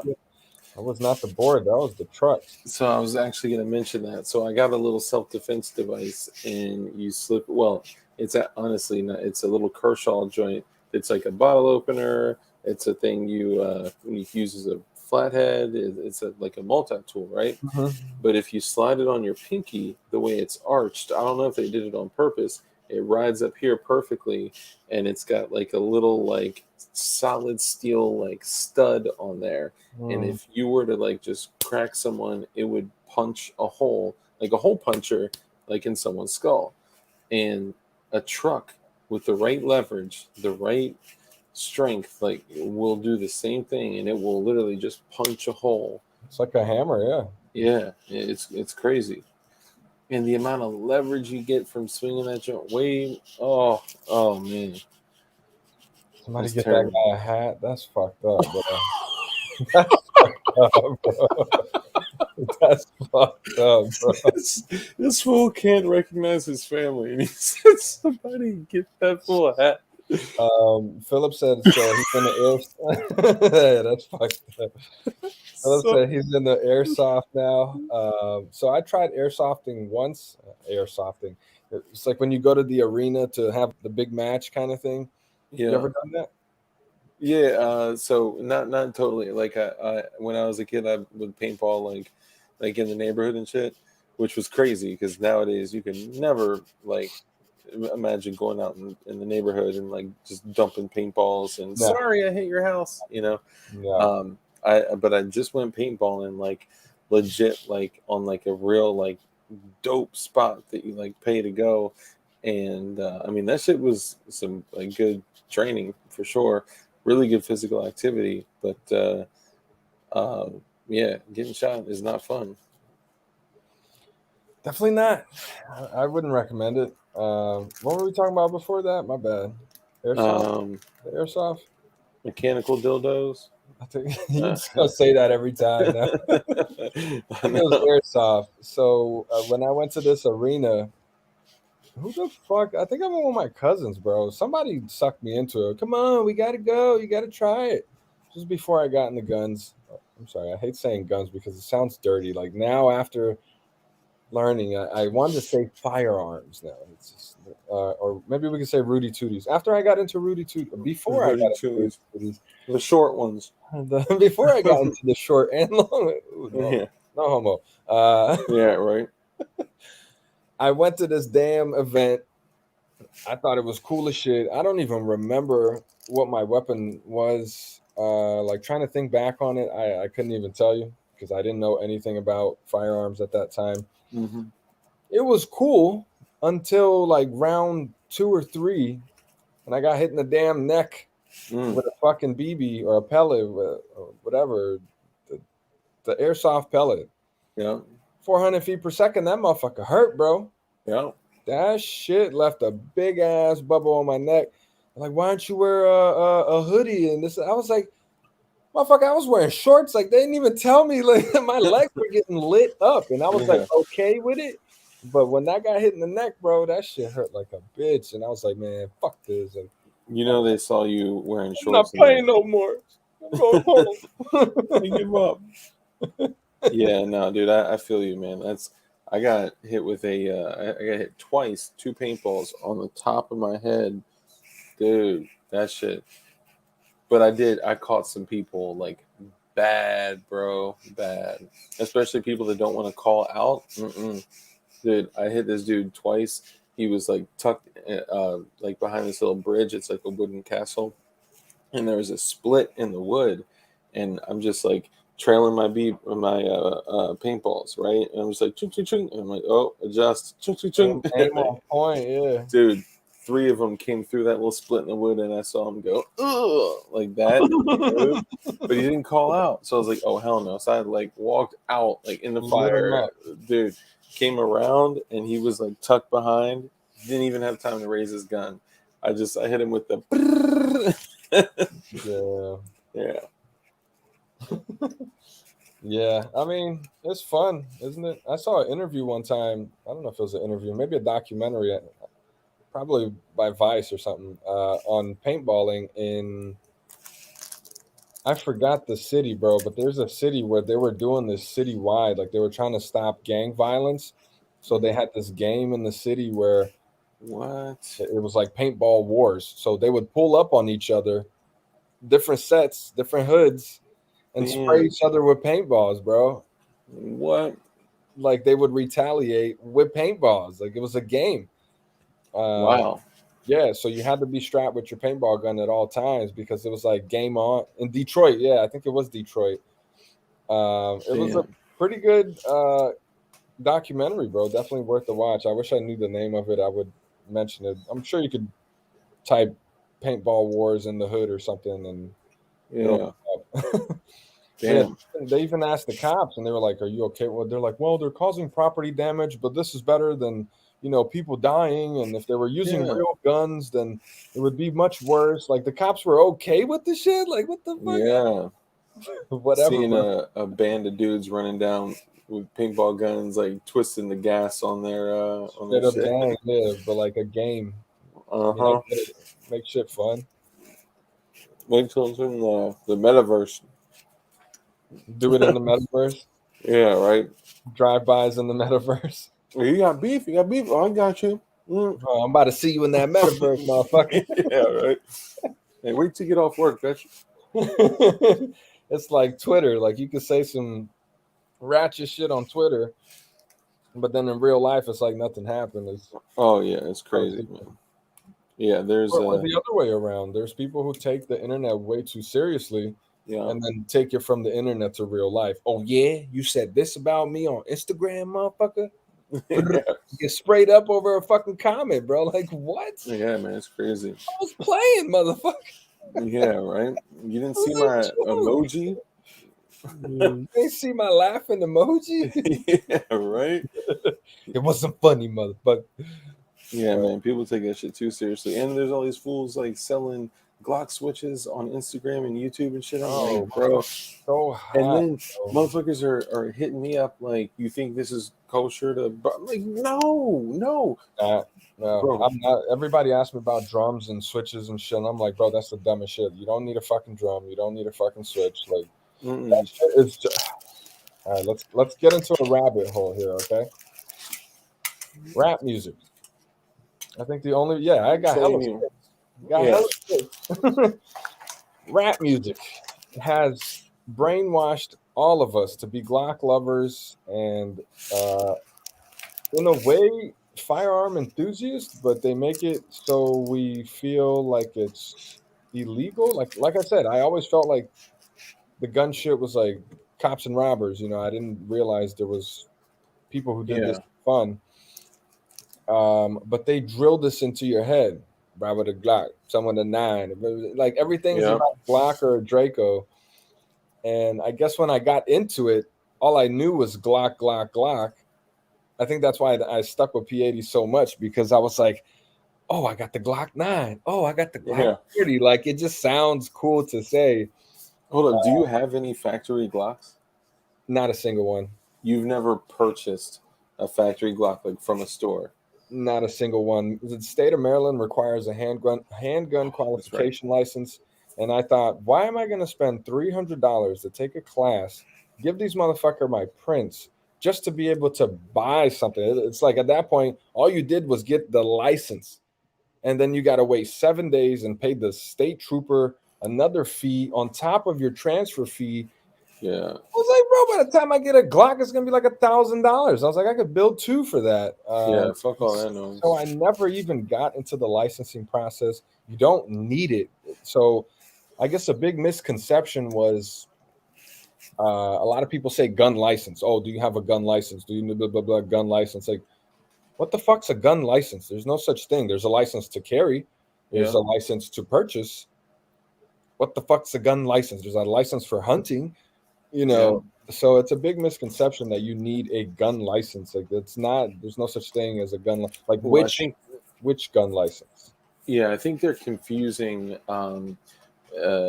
like the ability to purchase a gun from like on a 4473 in a state, and the ability to own a gun in a state. Like you and check your local laws and your state laws and sanctions and rules and regulations and all that shit wherever the fuck you live. But generally in most states, if you're just building something. Hold up, Dark. I'm driving. I can't believe you're using my lines about serial numbers. What? I don't think. Oh, about What did I when. say? The man said, "Come on, Ralph." What did I say? He put a little angry face too. Hey, Jeff, what did I say, bro? My bad. Damn. Solving traps on Facebook. So I would never purchase anything like that online. I feel like it's like the what's it called, the wide open WOT, The wide open chair. FRT, WRT, whatever. I feel like You're it's talking about the one that's bad? the one that they're trying to get rid of. Yeah, they're trying to say the FRT. FRT, WOT, whatever. I feel like as soon as you buy that, I mean, we're all on the list anyways, but you go on a very specific list. They're like, okay, he's one of the solvent trap guys. Let's put him in that category. Well, I mean, people have actually gotten like there's a video of a dude that was literally purchasing a bunch of oil filters for like he has like diesel trucks, and dude ordered a bunch of diesel like filters, not even like solvent traps, like legit like the ones that people are using as suppressors. They're attaching them to a mount, but he ordered like 3 of them. Motherfucking ATF came to his house. He's like, bro, no, they're installed in my trucks. I even did a video installing them in my trucks. Like, yeah, they're not playing, man. So, okay, maybe I'm just being. Let me put my tinfoil hat on. Hold on. Mm-hmm. Okay, so tinfoil hat time. It's like, I got one. I think. Well, not I think. Based on research and evidence provided to me by the algorithms of YouTube. So, like I said, they control all the shit. So it's like, why would they even let this information get out to us in the first place? Do they want us to know? Do they want us to feel like it's a free and fair place where anyone can share their thoughts? I don't fucking know, man. But I found this video of the whole Edward Snowden thing, and I went into that rabbit hole, and I realized, like, we're being watched at all times. All times. So I think the reason your man had the ATF go to his house is because maybe they were watching him. You know, they're watching everybody, and they realized, oh, this guy is, maybe he's a felon, maybe he had a warrant for whatever reason. They thought he had a criminal background or domestic violence, whatever the case may be. Yeah. There's questions on the 4473 that asks you very specific things. And I feel like if you put no for any one of those questions, it would be equivalent of you buying something like a solvent trap. Like, how the fuck would he legally own a suppressor or a solvent trap if he can't even buy one from the store? So that's, I feel like, when they come knocking at your door, like people saying, like, when you buy a polymer 80 and the ATF's at your door, like, well, are you a criminal? Like, Yeah. committed felonies, motherfucker? Like, should you have a gun in the first place? Those are the people getting their doors kicked in and, saying, oh, ATF came to my house. Like, motherfucker, you weren't even supposed to have this shit. And this goes into a whole nother topic of, should felons regain the rights? Like, bro, I don't even want to get into that. That's a popular topic. It's so controversial. Like, if you've killed somebody before, should you be able to own a gun again? I don't know, man. That's, like I said. One thing. I'm sorry. I just want to say before you continue, maybe I'm biased, like I said, due to my background. I'm still new to all this, so my brain is still trying to process everything. But from my upbringing, I didn't even think we could do this in the first place. Yeah, I know it's a very controversial topic, and I've come out and I've spoken on it before. So I think the best way to put it is, I heard somebody say, actually very recently, and I thought it was an excellent breakdown of just freedom. Somebody said, you can just print this, and then you can just order the parts, and you can Blew just my mind, bro. Blew my mind. $2 to print a frame. It's crazy. Yeah, it's nuts, man. And it was, his response was, yeah, freedom is dangerous. And it was like, damn. And it is, but it also kind of has to be glorified that freedom is dangerous, and the ability of trusting that hopefully either most people are sane, sober, moral people, or the people that aren't sane, sober, moral people will be surrounded by armed, sane, sober, moral people. And that's it's kind of like the dream world, right? But freedom is dangerous is one thing that stuck with me, and kind of for me, I embrace that idea. Freedom is dangerous, and it should be. And the same idea as I would rather have 100 guilty people walk free than one non-guilty person serve time. And that's a also kind of controversial thing. So when I finally dug into it, was all right, what are my thoughts on felons owning a firearm? If the right to self-defense, to use any tool, is given to us by our creator, and then it's supposed to be protected by the Constitution of the United States, then nothing can take it from the individual. So if a person does go to jail, he's technically just removed from his property during that time. Temporary, and if he were to get out and go back to his house, or get his right to self-preservation hasn't changed. So I was conflicted by that too. And then I was finally how the hell are you going to maintain your household if you're locked up? I mean, after 2-3 months, you're going to come back to nothing. Yeah, most likely. But so I want to address DB Cooper here. Yeah. Wait, was it DB Cooper? No, Bob. I'm sorry. Bob said, I saw a sign today. If you have a MMJ license, you'll flunk your background check, and that's absolutely true. And I think in a way that's also part of the agenda, bro. The reason they're pushing all this shit is for the same disarm the population agenda. It kind of ties in because it's like, okay, you signed up for the MMJ card, and next thing you know, you're like, oh, I want to be a gun owner too. You got to buy your gun. You fill that background check, and you have the ATF waiting for you when you go to pick up your gun. Like, it's a setup, bro. Like, they're trying to make it so you have to make a choice. And I have some friends that have been asking me these questions, and such a gray area, but kind of not really. Like, depending on the state, but it's still illegal under federal. So Yeah. my guy was like, "Yo, what if I gotta use my shit in self defense? Like somebody breaking my shit, can I shoot them?" And I was like, "Bro, first of all, I'm not a lawyer. Yeah. Right. Second of all, if somebody breaking your shit, at that point it's you or him. Like, are you gonna let him kill you, or are you gonna kill him? Like, I Yeah. can't tell you what to do, but I'm just letting you know. If you call the feds and say, "Yo, somebody broke in my shit, I just had to shoot him," and they come in your crib and they smell like weed, or they see little roaches or bongs hanging around, like the first thing they're going to say is you're a murderer because you were not even allowed to be in possession of that firearm in the first place. So by being a marijuana user, in a way, you're giving up your freedom to self-defense, bro. It's kind of nuts. So it's like, okay, this guy wasn't even supposed to have a gun, but he shot a robber. Now you're going to jail for murder because you're trying to protect your house, but you smoke a little weed. So it's crazy, bro. It's Yeah. kind of It's interesting. I've seen situations where, like, police have come in and totally ignored things like that. And actually, a dude that I know um, had two home intruders come in during a party, and they literally held the entire room hostage.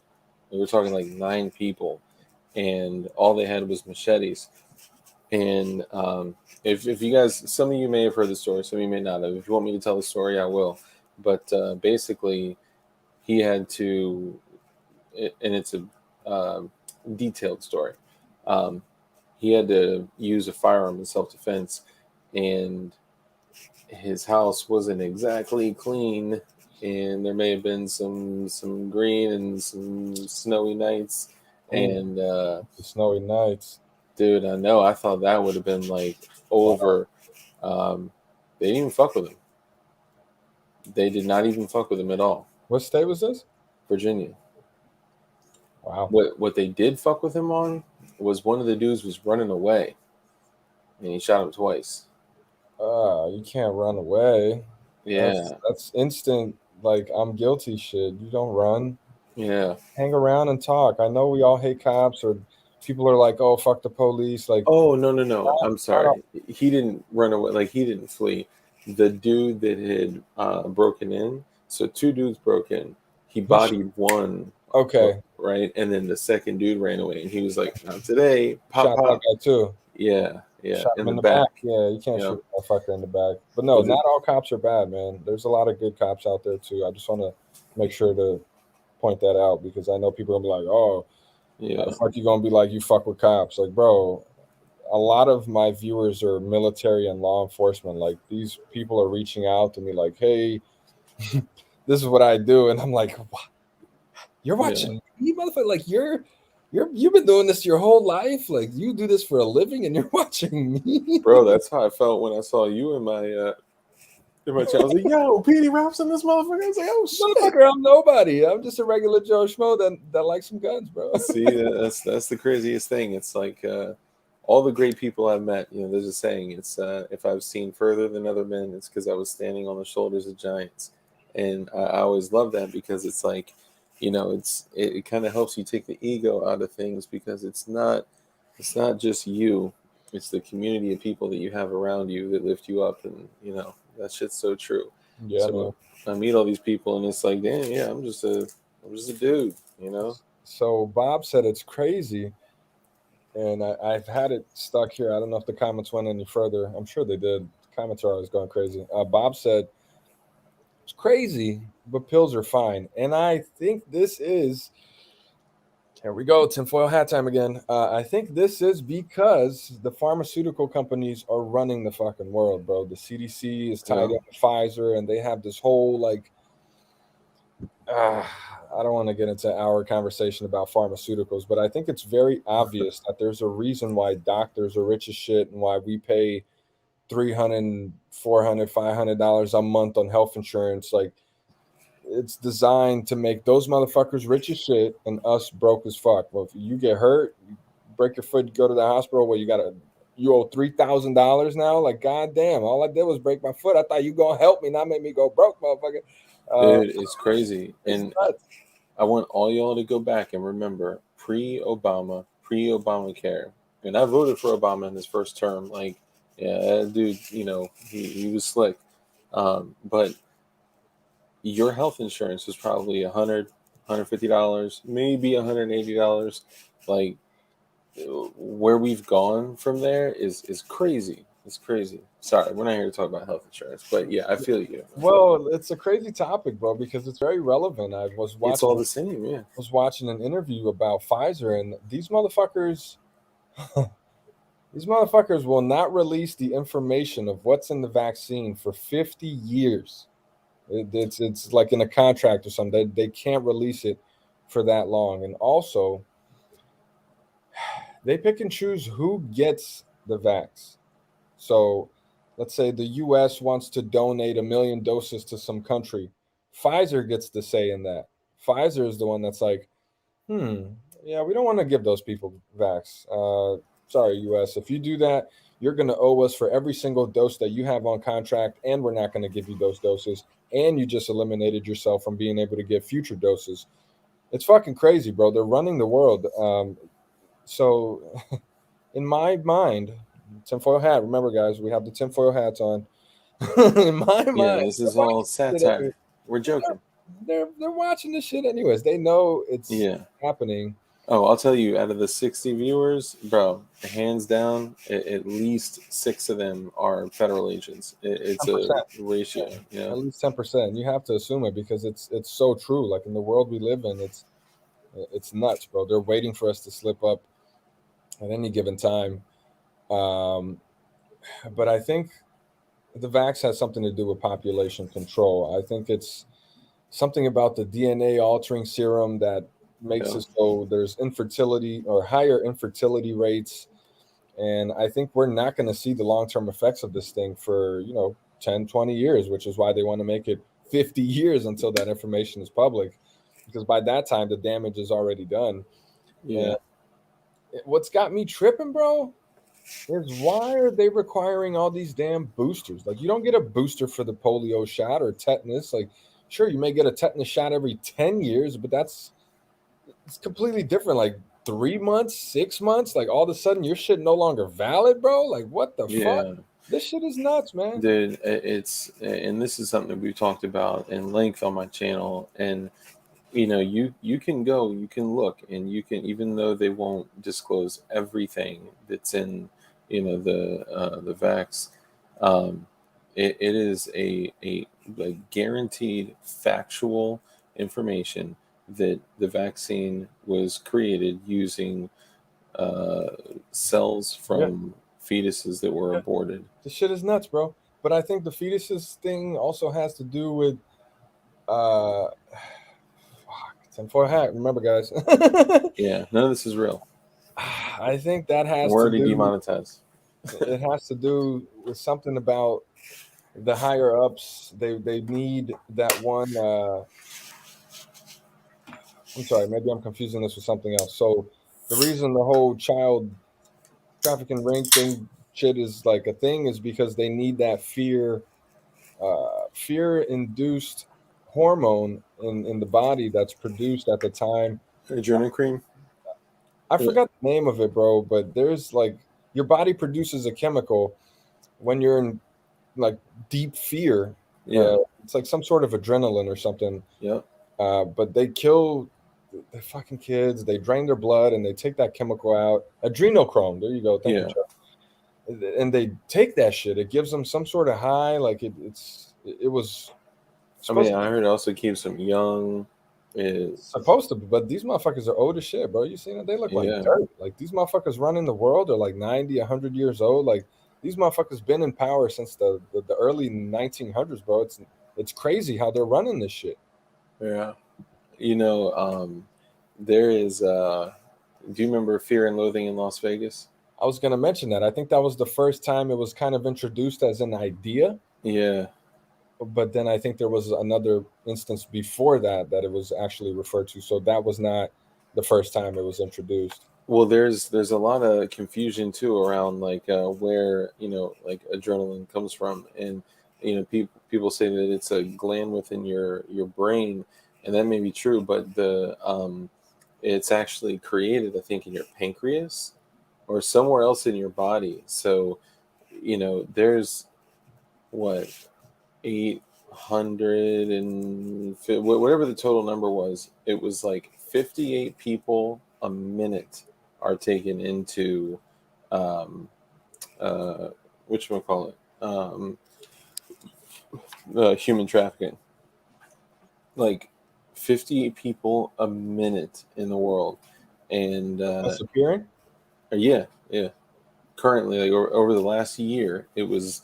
I did the math and brought it down to like, okay, I was like, well, what does that mean then each month? And I was like, oh my god. So okay, what about each week? It's crazy. Yeah. And I just kept working it backwards down to each hour. But I don't know. There's a whole another like world where they're like, yo, like, and this is satirical for any YouTube mod watching, whatever. Um, these like leftist extremists are actually like like pure like Satanists, and they do sacrifices and they worship an owl and like all like I don't I don't subscribe to like that whole thing. Could people be cutting motherfuckers up for adrenochrome? Like, absolutely. I've seen crazier shit happen. But not us. It's more prevalent in children. This is why children are targeted. Yeah. And, I found it really, really interesting that the only people that were not allowed to get the vax were children. And then now, months and months and months and months, like a year later, they're like, oh, it's available now for kids 5 to 12. It doesn't make sense. None of it makes sense, bro. They keep Yeah. setting up the stories and changing shit and going back. Like, at Well, least if it was consistent and believable, it would make sense. But my head being a sensical person, is that a word? Yeah, sensical. Right? Yeah. Being a sensical person, for some reason, didn't sound right. I look for red flags. Like, it didn't make. I'm like, hold up, how the fuck you say this, but then we're doing this? Like, you're vaxxed, but you got to wear the mask to protect yourself against people that are not. What? It doesn't fucking make sense. Like, yeah. So it goes back to the whole pharmaceuticals being in control. So they get you sick by eating this bad food full of GMOs. They give you fucking thyroid. Like, what the fuck is thyroid? This is some bullshit that was made because of what we eat and the radiation from your cell phone. And yeah, bro, like all these cancers and shit, like it's all because they want us to submit to the health system. So the first thing doctors do is recommend pills, bro. I went to the doctor for a physical. Was it like a year ago? I think it was like a year ago. But the lady was asking me all these questions and shit, and I was, being honest. Nah, I don't fuck with that, or yeah, I do this. Do you eat vegetables and fruits? And I was like, never. She was like, well, maybe that's why you have a problem. I was like, okay, I'll try eating more fruits and vegetables. And I don't. I mean, I make it an effort to at least once a week have like a salad or something. But damn, deal, like we're supposed to eat a lot of fruits and salads, and I don't. Yeah, like Straight if we saw like on a plate or like a platter each day the amount of like vegetables and fruits that we're supposed to eat and water we're supposed to drink, it's crazy. Water, I do. I drink a lot of water, so I go through like. And people say bottled water is bad. Like, bro, what else am I gonna drink? Tap water. Tap water is worse. Yeah, fuck that. That's just got so much. Yeah, fluoride and so many chemicals and by the way, Fluoride is just aluminum runoff. It's literally toxic aluminum runoff that we used to pay to dispose of in China. China would actually dispose of it for us. Well, back in like I forgot when, maybe the 50s, 60s, we were looking for a way to supplement the cost for us getting rid of the aluminum runoff. So what they did is the government came in and said, "Hey guys, just so y'all know, again, tinfoil hat. This is all satirical.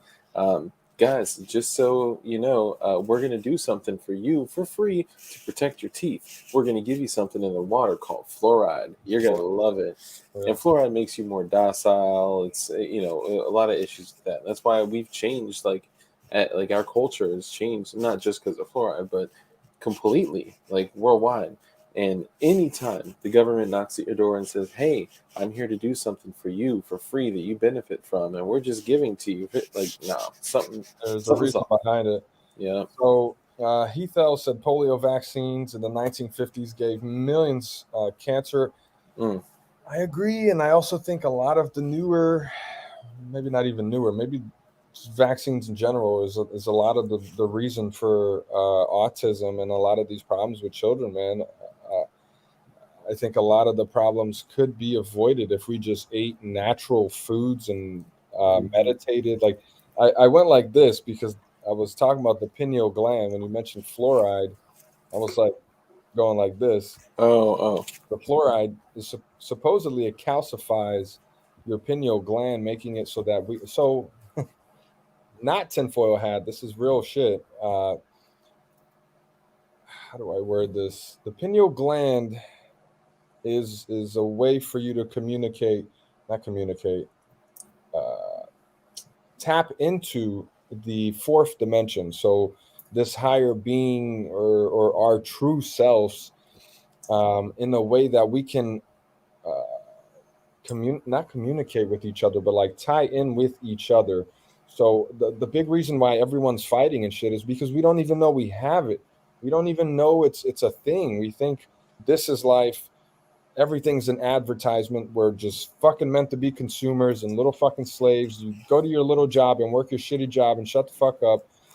We forgot what life's really about. Like, what was the name? Marshall Islands. These motherfuckers were living this peaceful life, eating fish and coconuts, and um, the U.S. came in there. I think it was around World War II times, or like 1950 or something. They destroyed this place, bro. They started doing like testing with the people and blowing up atom bombs to see what the radiation would do to motherfuckers, and they destroyed the civilization, bro. These people went from healthy, you know, good people that were like wholesome and shit to like their children being all like mangled and shit. Like, bro, horrible story. Definitely look into Marshall Islands, the real story behind that shit, because it's nuts, bro. What the U.S. did, they fucked those people up just for testing. Like, let's see And what. this is like documented. Yeah, it is documented. Yeah, I think it was like a Damn. 2 hour long documentary. They interviewed the people. They went back into the archives showing like footage of them blowing shit up and people being tested for radiation. Like, these people were radioactive. How the fuck, bro? Like, the place was so contaminated that Damn. plants wouldn't even grow anymore. Like, there was no more fish. Like, they destroyed that place. And damn, I got so sidetracked. What were we talking about No, before? it's all good. I mean, this is all good shit, man. This is important to know. And like, I had never heard about this situation So ever. it's going back to the pineal gland. So this is about being our higher being and all that shit. We are meant to be one. So when they say we are one, it's because we really are. We're all part of the world. We're all connected in some way. We can feel each other's energy. Like, you know how you can just look at somebody and you know how they're feeling Yeah. Yeah. because of the vibrations that they're giving off. Like, it's a vibe. When they say it's a vibe, like it's what you can feel. So the pineal gland, Everyone gives energy, it's like they about exchange energy. Yeah. and sharing and being on the same page. And I think the main agenda, pray for CRS. What happened with CRS? Yeah. I'll get into it. He's okay. for now, but I'll get into it in a minute when you wrap up. You're good.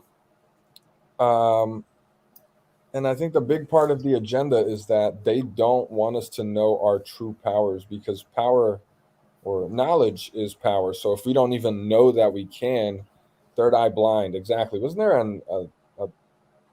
rock There's a album with group. that name, or a group? Yeah, yeah. They straight disappear too.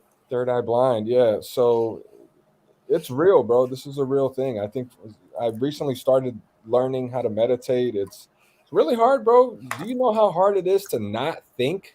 Dude, it's so like in a past life, I worked with a company, and they just had this thing where they were like so purposeful about, you know, you communicating with your, I'm not even communicating with you. It's so funny because I was watching you try to describe it, and now I'm like trying to describe a It's so hard similar to word thing. it, bro. It's really complex. It's like beyond our imagination. Yeah, yeah. It's becoming connected with your subconscious mind, having a level of an awareness that is like ridiculous, and being so purposeful and like understanding like an individual's power and capabilities. And you know, it was like a whole nother world. And like I never unlocked anything. Like I'm not like special or anything. I'm just a regular ass dude.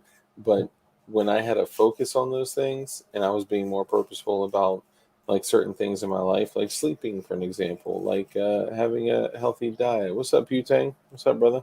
I saw P-Tang in the house. What's up, Bob? Putang. You ain't answer my voicemail, bro. I left you a funny ass voicemail. Damn, AA Outdoors. What up? What's up with CRS? So basically, CRS was having some issues like in his health that were showing up. You know, I don't want to get too nasty, but he said it on video. He basically had some blood in his stool, so he went to get checked out, and they found a growth in his ass, basically. Sorry, brother. Love you, CRS. There's some type I forgot the name. Something cancer. Yeah, so the shit was 40 millimeters. It was a 40 millimeter like mass, and they took it out, and they had to take it out in like slices. Basically, the only way they could remove it was to like, you know, cut it up like in all sorts of ways. And because they did that, they took it out. They did a biopsy on it, and they did find cancer in it.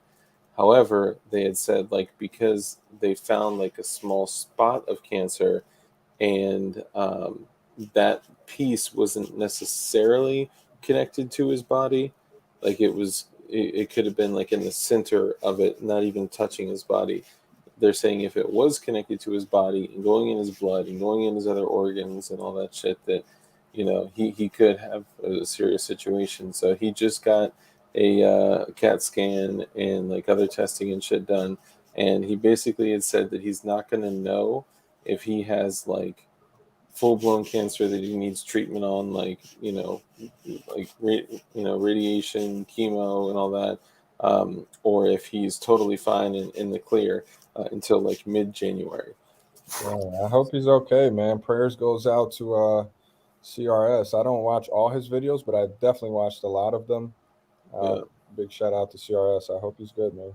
hell yeah, man. Yeah, he's a good ass dude, man. Like even like from the beginning of this shit, like he was actually the first live stream we were ever on, like when we started the channel.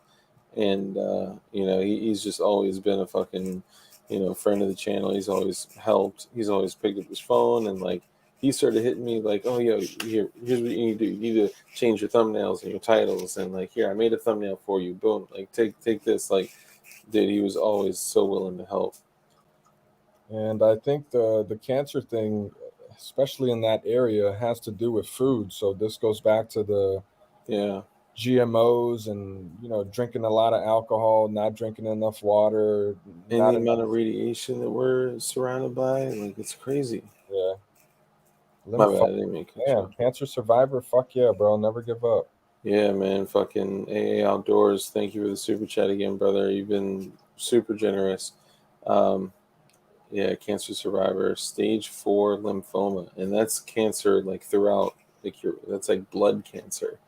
That shit is crazy.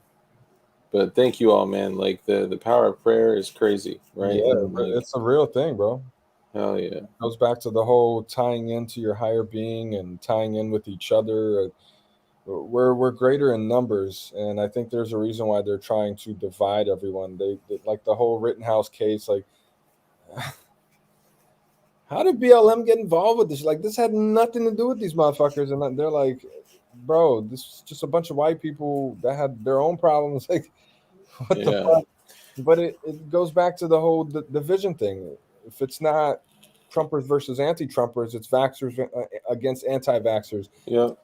Rittenhouse not guilty versus guilty. Like, they're gonna make it so that there's so many ways that they can divide the people. Yeah. So you can be a Trumper and vaxxer and believe the motherfucker was supposed to be guilty. Like, but there's also a non-Trumper anti-vaxxer who thinks the motherfucker was, you know what I mean? Like, there's combos of how to divide the people. It's really hard to find common grounds nowadays without being like, oh, fuck this guy, he doesn't believe how I believe. And I think it's part of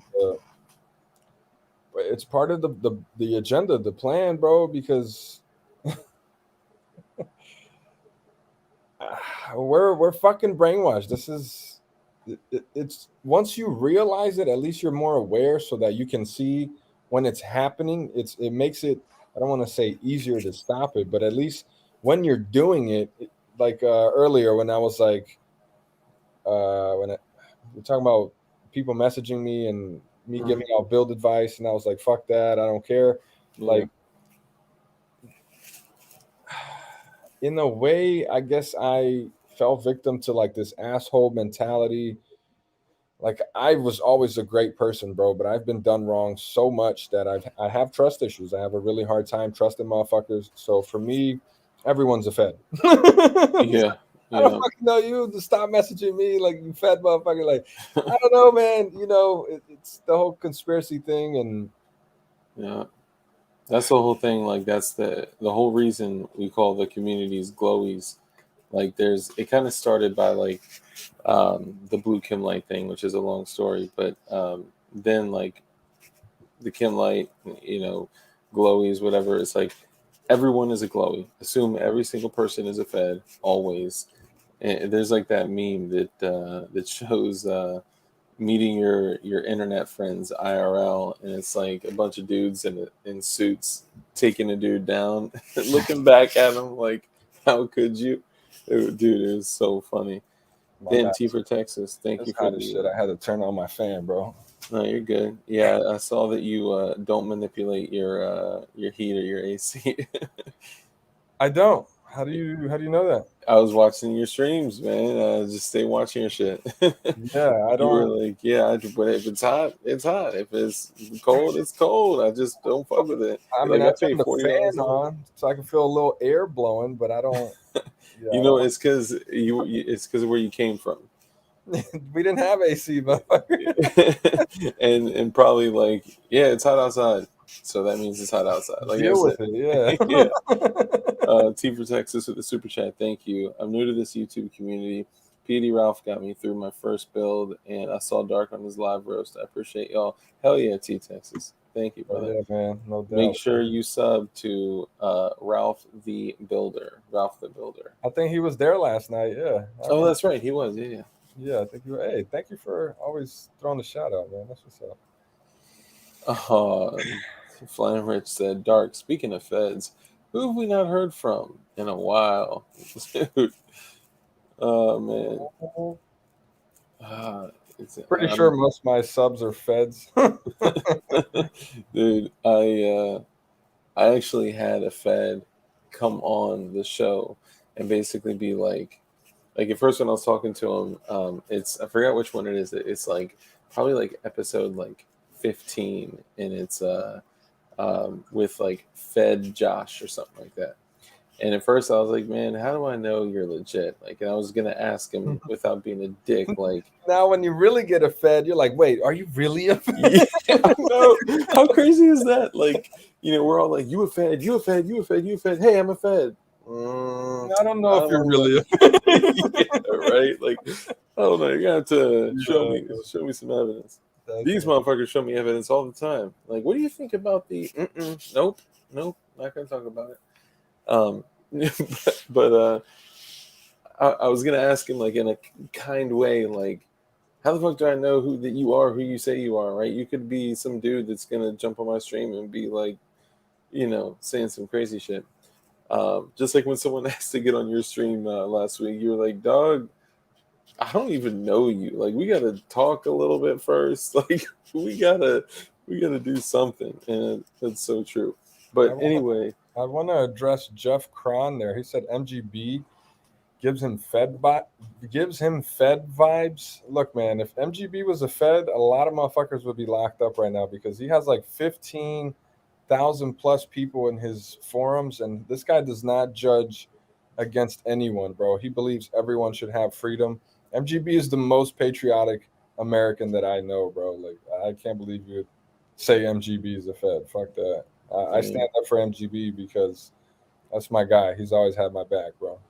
Yeah, I mean, we kind of like joke on like his terminology and shit, but I definitely don't get Fed vibes from. Can I comment on this? So yeah. If Putang's still in the comments, Putang, I'm sorry, brother. I'm gonna have to say this. Look, it has to be addressed because we're all doing the same thing. We should all be on the same team. And there was a point in time where I was trying to get Putang back into the community, or at least like not be shunned from the community, because it seems like we're disagreeing on building techniques, which I believe is fucking stupid. We're all doing the same shit, but you like to do it this way and this guy's doing it this way, so he's wrong and he's right. Like, bro, it's so dumb. Like, we all have the same goal, spreading knowledge. And I'm sorry, I'm getting sidetracked by the comments. We all have the same goal here, spreading knowledge and making sure that people are doing the shit right so that they have a functional build the first time. MGB may call it first time quality. Putang may call it working the shit on your lap in the garage, you may need a little break in. No, motherfucker, you don't need a break in. It's a dark version. Shit fucked up, nigga. It's like, nah. But like I said, we're all on the same page, man. It goes back to the division thing. Like, if we're not fighting about vax versus unvax, we're fighting about, are you using a drill press or a Dremel or a hand drill or fret cutters or a damn blade? Like, we're arguing about techniques. And I think what really happened was Putang said something about something on one of the posts where he was like, you don't need to spend the money on this. Like, you can do this way and it's much cheaper.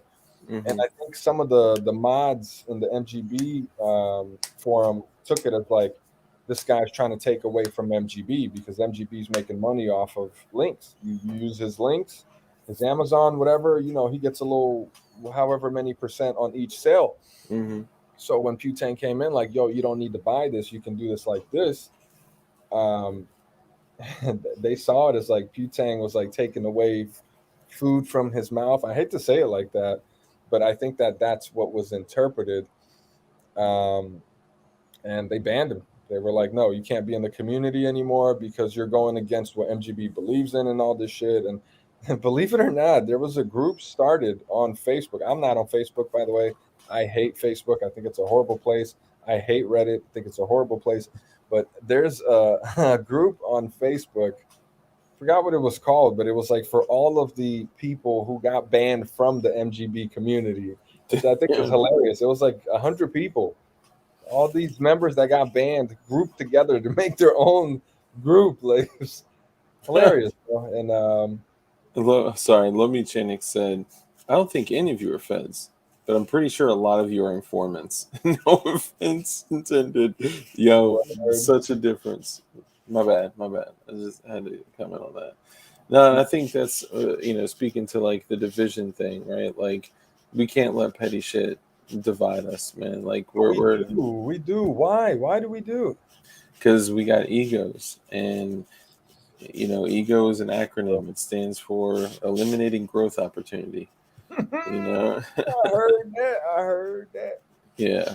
So I mean, like, I don't know, ego, pride, it always gets in our way. You know. I want to shout out Putang, because if it wasn't for him, I wouldn't even be doing live shows. Putang was the one that introduced me into live stream and StreamYard, and I thought it was cool. I was like, oh, this is kind of cool, you know, interacting with the comments and shit. Hell yeah. He had started a series. Let me see if he still has it. It was called Bullets and Brews. Let's see if it's still there. Putang says we are all here to help each other to further the species. Was it Bullets and Brews? Putang, what was the name of the shit? I don't see it, bro. Did you delete it? I forgot what it was called, man. But I'm terrible live, but I'm so glad you decided to light it up, bro. No doubt, man. So yeah, we're all here to help each other to further the species. I agree. Damn, Bob got banned from MGB's P80 Facebook page as well. Damn. Yeah. Damn. Well, Yeah, people getting banned, Ralph. I forgot the name of the channel, but Putang had started. I thought it was Bullets and Brews. And I went on there, and it was cool as shit, bro. We were hanging out and shit, but they kept making a lot of dick jokes, and I was very uncomfortable. I was like, these motherfuckers gay as shit. I don't want to do this no more. And I went and I started my own live, but now I get it. It's just you guys are y'all like to make dick jokes. It's like, fuck it. All right, y'all want to be gay? That's cool. As long as y'all not gay with me, y'all can do your own thing. You know what I'm saying? I'm not, so please stay the fuck away. But that's too funny. Yeah, so you wouldn't. Sorry. You wouldn't like my my Discord, man. It's all fucking jokes about shit like that. You'll see dicks all over the Why place. y'all keep talking about dicks? Why is everything fallacious, and why does everything no homo? Like, Oh man, think about that back in the day, like when we were kids and shit. Like when we made fun of shit, everything was like, you know, fag and like whatever. Like the type of shit that like people joke about nowadays, like you'd never be able to be like no homo. You'd be like, oh, okay, we good. We good. But everything sounds homo. Like now you gotta like think before you even speak. Like, yo, this joint long is wait, no, I can't say long. Like you can't even eat a hot dog anymore. Like this shit. Dude, I went on a live stream and I was literally eating a popsicle and I was like, all right, hold up, let me and there's like a little whatchamacallit, like a meme kind of video where they're like two dudes eating a popsicle and they get it and they're like, they stop and they like break that bitch off. It's like you got to find a way to eat it manly. Putang says, anybody wearing a green shirt at the meetup at Oaks? Finna find out. So can you screen share? Yeah. I think I found the jump you're talking about. Oh, fucking ads. Wait, can you see it? Yeah. It's so hot outside. Yeah. Oh, yeah. It's in the freezer. All right, I'm gonna go get him. I'll be right back. Oh, we gotta stay in here to commentate. This is fair use. Glizzy. Glizzy. He just broke the jump. That's just like he's eating like sunflower seeds or something. Yo. He's got a I mean, gangster ass look on his face. Yeah, no more popsicles. Oh man, that shit's Oh, great. shit. Glizzy. Yeah, that was funny. I thought I'd bring that up. Yo, we are back. We're back. With yet Damn, another. that always happens. My bad. I thought Autoplay. Oh man, dude, I'm so sorry. Yeah, it's funny. We're like talking like, why are we being demonetized? Why are we being banned? Why do we get strikes? We're like, yo, the backs, we all this political shit. Like, of course, like, you know, kind of getting sidetracked a bit, but I do want to talk about what happened with you. So homeboy reached out to you. You were talking with him. You were, kind of getting interviewed by him, right? Oh, you want to go back to that? Yeah, Fuck. yeah. I forgot. That's why we're here, right? Yeah, the people want to hear. Trust me. Okay, I'll pull it up while you talk about it. Yeah. So basically, dude's last name is Eaton. All right. So I want y'all to have a field day in the comments with Mr. Joshua Eaton's last name, because there's no telling what he could be eating in my comments. You know what I'm Yeah. saying? I want y'all to get real creative. I want you guys to put some serious thought into it. We got 54 people in here, 54 beautiful minds that I just cannot wait to see the type of shit that you come up with. What is he eating today? Glizzy. Glizzy. Glizzy, yo. So, Richard Eaton. just to address, Dick Eaton. Sorry. John Savage said Makers matches tomorrow. I'm trying to understand this because I thought they couldn't build in that state, but yet Rob had like this little class where everybody was building. Even fucking Jared was there. Jared from Guns and Gears or Guns and Guns and Gadgets. Gadgets. So what state is it in? I think it's Massachusetts, bro. Like I'm pretty sure 80s are illegal there. No, you can build there. You can build there. I thought the same thing, but Shooting Gallery New England is from Massachusetts, and you can now same kind of thing when you're like purchasing something from like on a 4473. It is mad specific. They have like an approval list of what you're allowed to get. Like, you can only get like, second gen Glocks, and I think maybe third gen Glock, or maybe not third gen. Isn't that in Excuse me. California? They got a list too. Yeah, California's got a list too. They're like straight. Shout out to Arcane Tactical. Thanks for joining us, brother. Appreciate that. Hell yeah. All right, so this interview is 17 minutes long. Oh, you gonna play the whole joint? I mean, Do I it feel up. like I can't just play parts of it. It's gonna like, why did he say that? You got to know how it led into it. Hell yeah. Hey. I know I'm gonna get some backlash for some of the shit that I said, but I'm very transparent. I like to keep it real, man. Even if it sucks, keeping it real, I think we're at a place where no one is, where most people will not like skew you based on your views, right? They're skewer you based on your views. And at least kind of like the people in my community, now they may disagree and they may say, well, I think this way or whatever, but I wouldn't even let that shit bother you, man. So Putang mentioned 2A 3D print was going to take a biggest dickus up there, but you can't have 30 rounds. Okay, so I think that's what it is. You can only have 10 round mags. And I want to take this opportunity to officially apologize to 2A 3D because when I first found out about him, I was teamed up with J-Ro 3D, who was making pistol stands for my business. So P80 Ralph had the pistol stands. I don't know if you're aware about that. They're the only pistol stands that allow you to put your pistol on it with the magazine still in it. So a lot of the stands, you got to remove the mag and place it on the mag well. But this one, you could just put it barrel into the joint. So Okay. I was pushing these hard, and I saw somebody was like, yo, check this guy out. He's making stands too. So I went on his shit like, yo, these stands is trash. Buy the P80 Ralph stands, like real disrespectful. Damn. And rightfully so. He blocked me and he was like, fuck this guy. So my bad, brother. I was trying to rep some shit that I didn't even know about. You know what I'm saying? I just got into 3D printing myself. Had I known that there was that it had its own community, I would have, came at him different. So my bad for coming up sideways, bro. We in the same team, you know what I'm saying? Is he in the chat? No, but Putang mentioned him, so I took the time to clear the book on that because I don't follow him. He doesn't follow me, but we follow like all the same people. Yeah. It's a small community. It's a big, small community. It really is. Yeah. All right, so let's send him an Arcane Tactical Magwell. Oh shit! Is that a printed joint? No, it's not.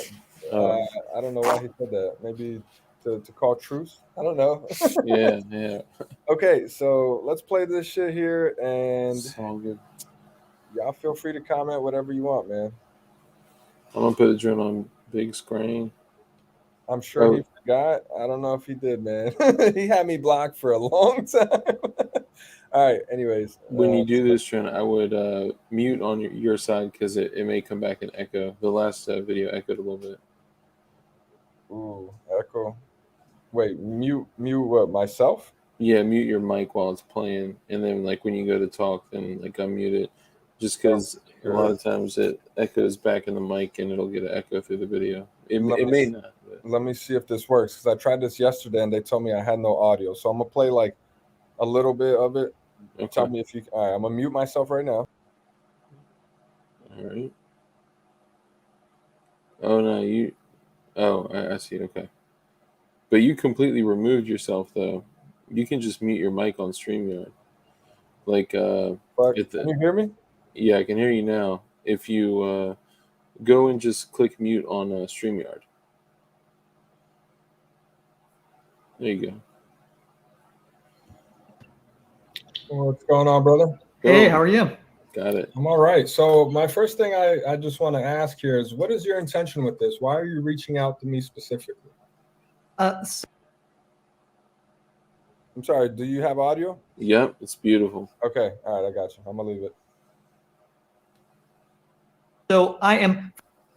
Why are you reaching out to me specifically? So I am. First of all, let me ask you: are you okay if I turn my tape recorder on? Sure, I have mine on. Awesome, great. Thanks so much. So I am, as I said, I work for NBC News, and those eyebrows, man. Actually, didn't even know that this rule existed.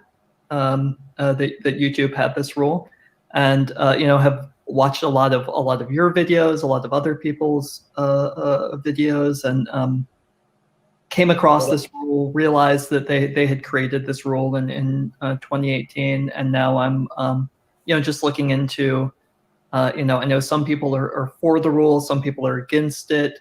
It seems like YouTube isn't enforcing it that stringently. I'm sorry to cut you off. Are you aware that there's naked yoga on YouTube? I'm not, no. Okay, there is literally naked women doing all types of crazy poses out there on YouTube. Damn, my man Ralph hit it early. That down? It's pornography, but they're labeling it as art. Well, I report on guns. I don't report on yoga, so. Okay, just thought I would mention that. No, I mean that's really interesting, and I think we're worth looking into. I mean, it's YouTube's own rule, for it, against it. I'm just reaching out to people who have channels about, it's real interesting, about building polymer 80s, 80% lowers, things like that, seeing, if YouTube has said anything to them about this rule, how they feel about the rule. I've had several strikes. I've had videos removed. I've had warnings. Most of my videos are demonetized. So even if I'm not doing a build video, I could be doing a review on a light.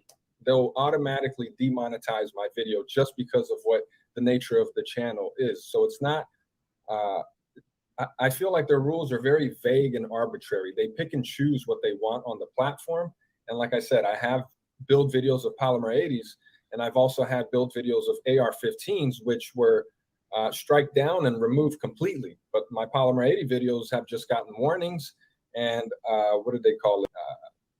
It's when they put, so we refer to yellow marks, green marks, and red marks. So they red mark those videos, which makes them restricted. So if you're not logged in to a YouTube account, you're not allowed to watch that video. That way you're telling YouTube that you're over 18 and you are able to watch that. So they have, in a way, came at me, if that's what you mean. Yes. So they completely removed the AR videos, but they basically keep up the Glock videos, but they red mark them. Yes, so they make it so you have to be logged in order to view them. Not all of them, though. So I do have what's called the first 50 series. So I do, all right, this is my new build. We're taking it to the range, firing 50 shots. Let's see how this thing works. And most of those videos are demonetized. I think maybe 1 or 2 of them are not. I actually have the green mark on like 2 or 3 of those videos. Like I said, it's very arbitrary. They pick and choose what they want on the platform. I am very aware of the guidelines you're talking about, and I don't think I'm doing anything wrong. I mean, this is America. What we're doing is completely legal. I don't know what to tell you, man.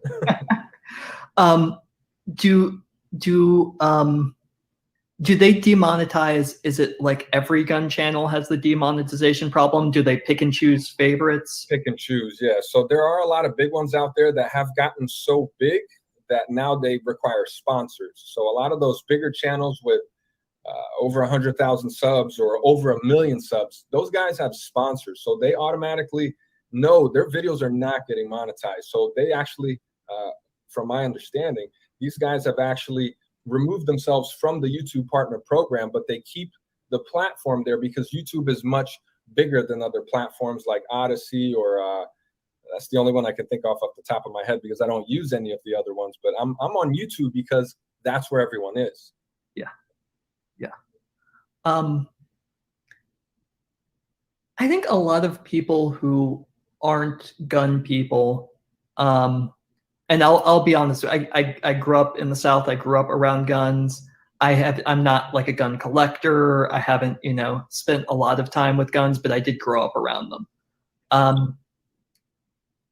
For what it's worth, I did not. I've been doing this for 3 years. Yeah. I think a lot of people don't understand the hobby aspect of it. Can you say a little bit about that? It's exactly what you said. It's a hobby. So how did I start this? I was at lunch break with a coworker. I work construction, so I'm good with my hands. I build stuff by nature. Ever since I was a little kid, I was taking apart toys, trying to figure out, what screws go where and how to put it back together. So I've always had this engineering and mechanical aspect that I love to know how things work. So I had a coworker show me a picture of an AR, and he said, "Hey, bro, check this out. What do you think?" And I was like, "That's pretty badass." And he said, "Yeah, I just built this." And I was like, "What? What do you mean you built it?" He said, "Yeah, man, you buy this thing online, and they call it a lower. You gotta mill it out. You buy the parts for it, and you slap it together." And I was like, "That's not illegal?" He's like, "No, bro, we're in America." So it drew me in. My curiosity automatically said, "How the hell do you build a gun?" So I went on YouTube. Tons of videos showing how to do it. And I realized that it was a hobby. People do this for fun. There's something about knowing that you put this together and taking it to the range, watching it fire and letting that thing rip flawlessly and sitting there like, wow, I made this. Like there's just a very gratifying feeling about that. So me being me, I got really sucked into it. So I was a sneaker collector before I was collecting Jordans for years.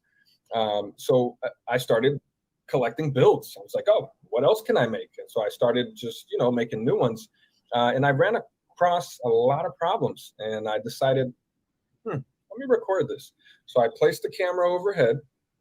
This was one of my earlier videos. And I just hit record. And I was like, well, guys, this is the problem I'm having. Let's take this thing apart, see what's going on here, and try to figure it out. The people liked it. So there's another YouTuber. I'm not sure if you're familiar with him, Marine Gun Builder. Mm-hmm. Mm-hmm. So Marine Gun Builder is the one that gave me the confidence and the knowledge to diagnose and troubleshoot. But the people is what kept me going. The comments, the likes.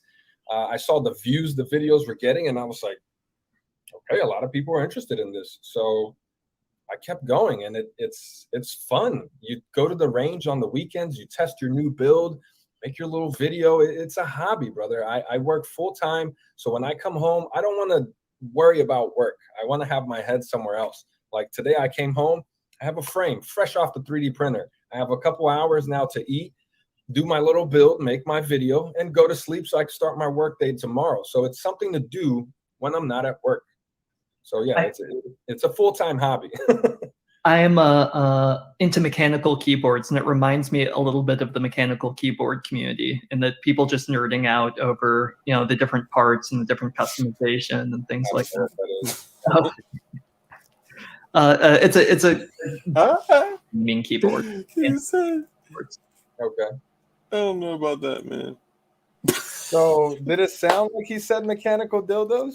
Dude, no, he definitely said mechanical keyboard, but the way you carried him was hilarious. I carried him? Dude, it was like dead ass silence. You were like, I don't know nothing about that, bro. I carried him? That was a carry? Go back and watch it again. Tell me you're not carrying him. I was just keeping it real, like, motherfucker, I don't know what that is. Dude, that You shit said was I carried him? classic. I am into mechanical keyboards, and it reminds me a little bit of the mechanical keyboard community, in that people just nerding out over the different parts and the different customization and things like that. It's a basically gaming keyboards, fancy gaming keyboards. Okay. But the same aspect of people like nerding out over the different ways you can build them yourself and customize them and change out the parts. Exactly. So the customization aspect of it is what really kept me going, because I was like, wow, I can make this blue, I can make it green, I can make it tan, I can make it black, yellow, whatever color I want. I can put this trigger on it, I can put a red dot on it, I can have this magazine. There's an artistic aspect to it. So I am an artist as well. I grew up drawing and painting. So for me, there was always an artistic aspect. How do I word it? It's like crafting something. You're not just drilling holes and banging some pins in. You have to craft this thing from scratch. I'm sure you've seen a lot of these videos out there where there's guys busting off at the range and this thing is just jamming and they're like, oh, P80s are garbage. Why? Because the builder didn't craft it properly. I'll take the time right now to say, if your shit's jamming, you may want to watch some P80 Ralph videos instead of some Putang videos. Oh, it's like that. Dang. These guys are saying it's garbage because they don't know what they're doing. They're not taking the time to learn the mechanics that go into it, what parts work together, what's rubbing against what's causing friction, resistance. You have to understand and get a thorough knowledge of everything that's happening there. And I believe that knowledge is power, man. And a lot of the stuff that I'm doing is I'm just sharing knowledge that I've acquired because I want to educate other people about it. I want people to know that this is okay. We can do this. You don't have to go to the damn store to buy this build or this firearm that everyone else has. You can make your own look exactly how you want it to be. Yeah. Two questions I have to ask you. One's kind of a light question. One's a pretty heavy question. The light question is, first time you made one of these, were you afraid it was going to blow up in your hand when you fired it? No, I wasn't. No. I mean, I don't think that was even a thought in my mind. I wasn't like, is this going to blow up? With the 3D printing stuff, yeah. So I recently got into 3D printing, and I got to say, I was a little afraid, pulling that trigger for the first time on a 3D printed frame. I was like, oh, is this thing going to blow up? So with the 3D printing, yes, because it's so new to me that I'm trying to figure out how this roll of plastic is building a functional frame. But I mean, they work. I've built several. You said you've watched my videos. I mean, you see, I'm literally testing these at the range, showing you that they work. So no, I wasn't afraid of my first build. No. Now the heavy question, Are you aware of murder? Police departments say they're seeing more and more ghost guns, privately made firearms, and I got some numbers from Philadelphia. It's like 300% more. They used to be less than 100 they would recover in a year. Now it's like 300, 400, 500, 600, 700 in a year. Just taking the second, I'm sorry to pause this if you were really into it. So Joe Morris said something about talking to the gay guy at work. So look, like I said, I treated this guy just like a normal person. I don't care if you're gay or what the fuck you do in your free time. You could be a man with your shit tucked in, acting like a fucking girl. I don't give a shit. If you're respectful to me, I'll be respectful to you. Okay, just want to make that very clear. I don't have anything against gay people. You can be gay if you want. Yeah, I'm the same way. Rule number 1 is be kind. Always. Don't matter. And I mean, have no idea whose videos they were watching or what, but I have seen a couple of cases where people had either they had illegal guns or they had a gun that was used in a crime that was a polymer 80, and it said in the court filings that they learned to make these on YouTube. Do you ever worry about, is someone gonna watch my videos and do something they shouldn't be doing? Yeah, absolutely. This was a thought that ran across my mind a lot. I was very worried about that. I was like, man, what if kids are watching my videos? And I spoke to other content creators about it. I voiced my concern, and it's come to the conclusion that this is a parenting issue. If kids are getting their hands on these and they're building these at home and the parent has no idea, that's a parenting issue. That's a problem in that household. How are you not hearing drills and hammering? And that's a household issue. So if a minor is doing that parent is neglecting their child. That has nothing to do with firearms.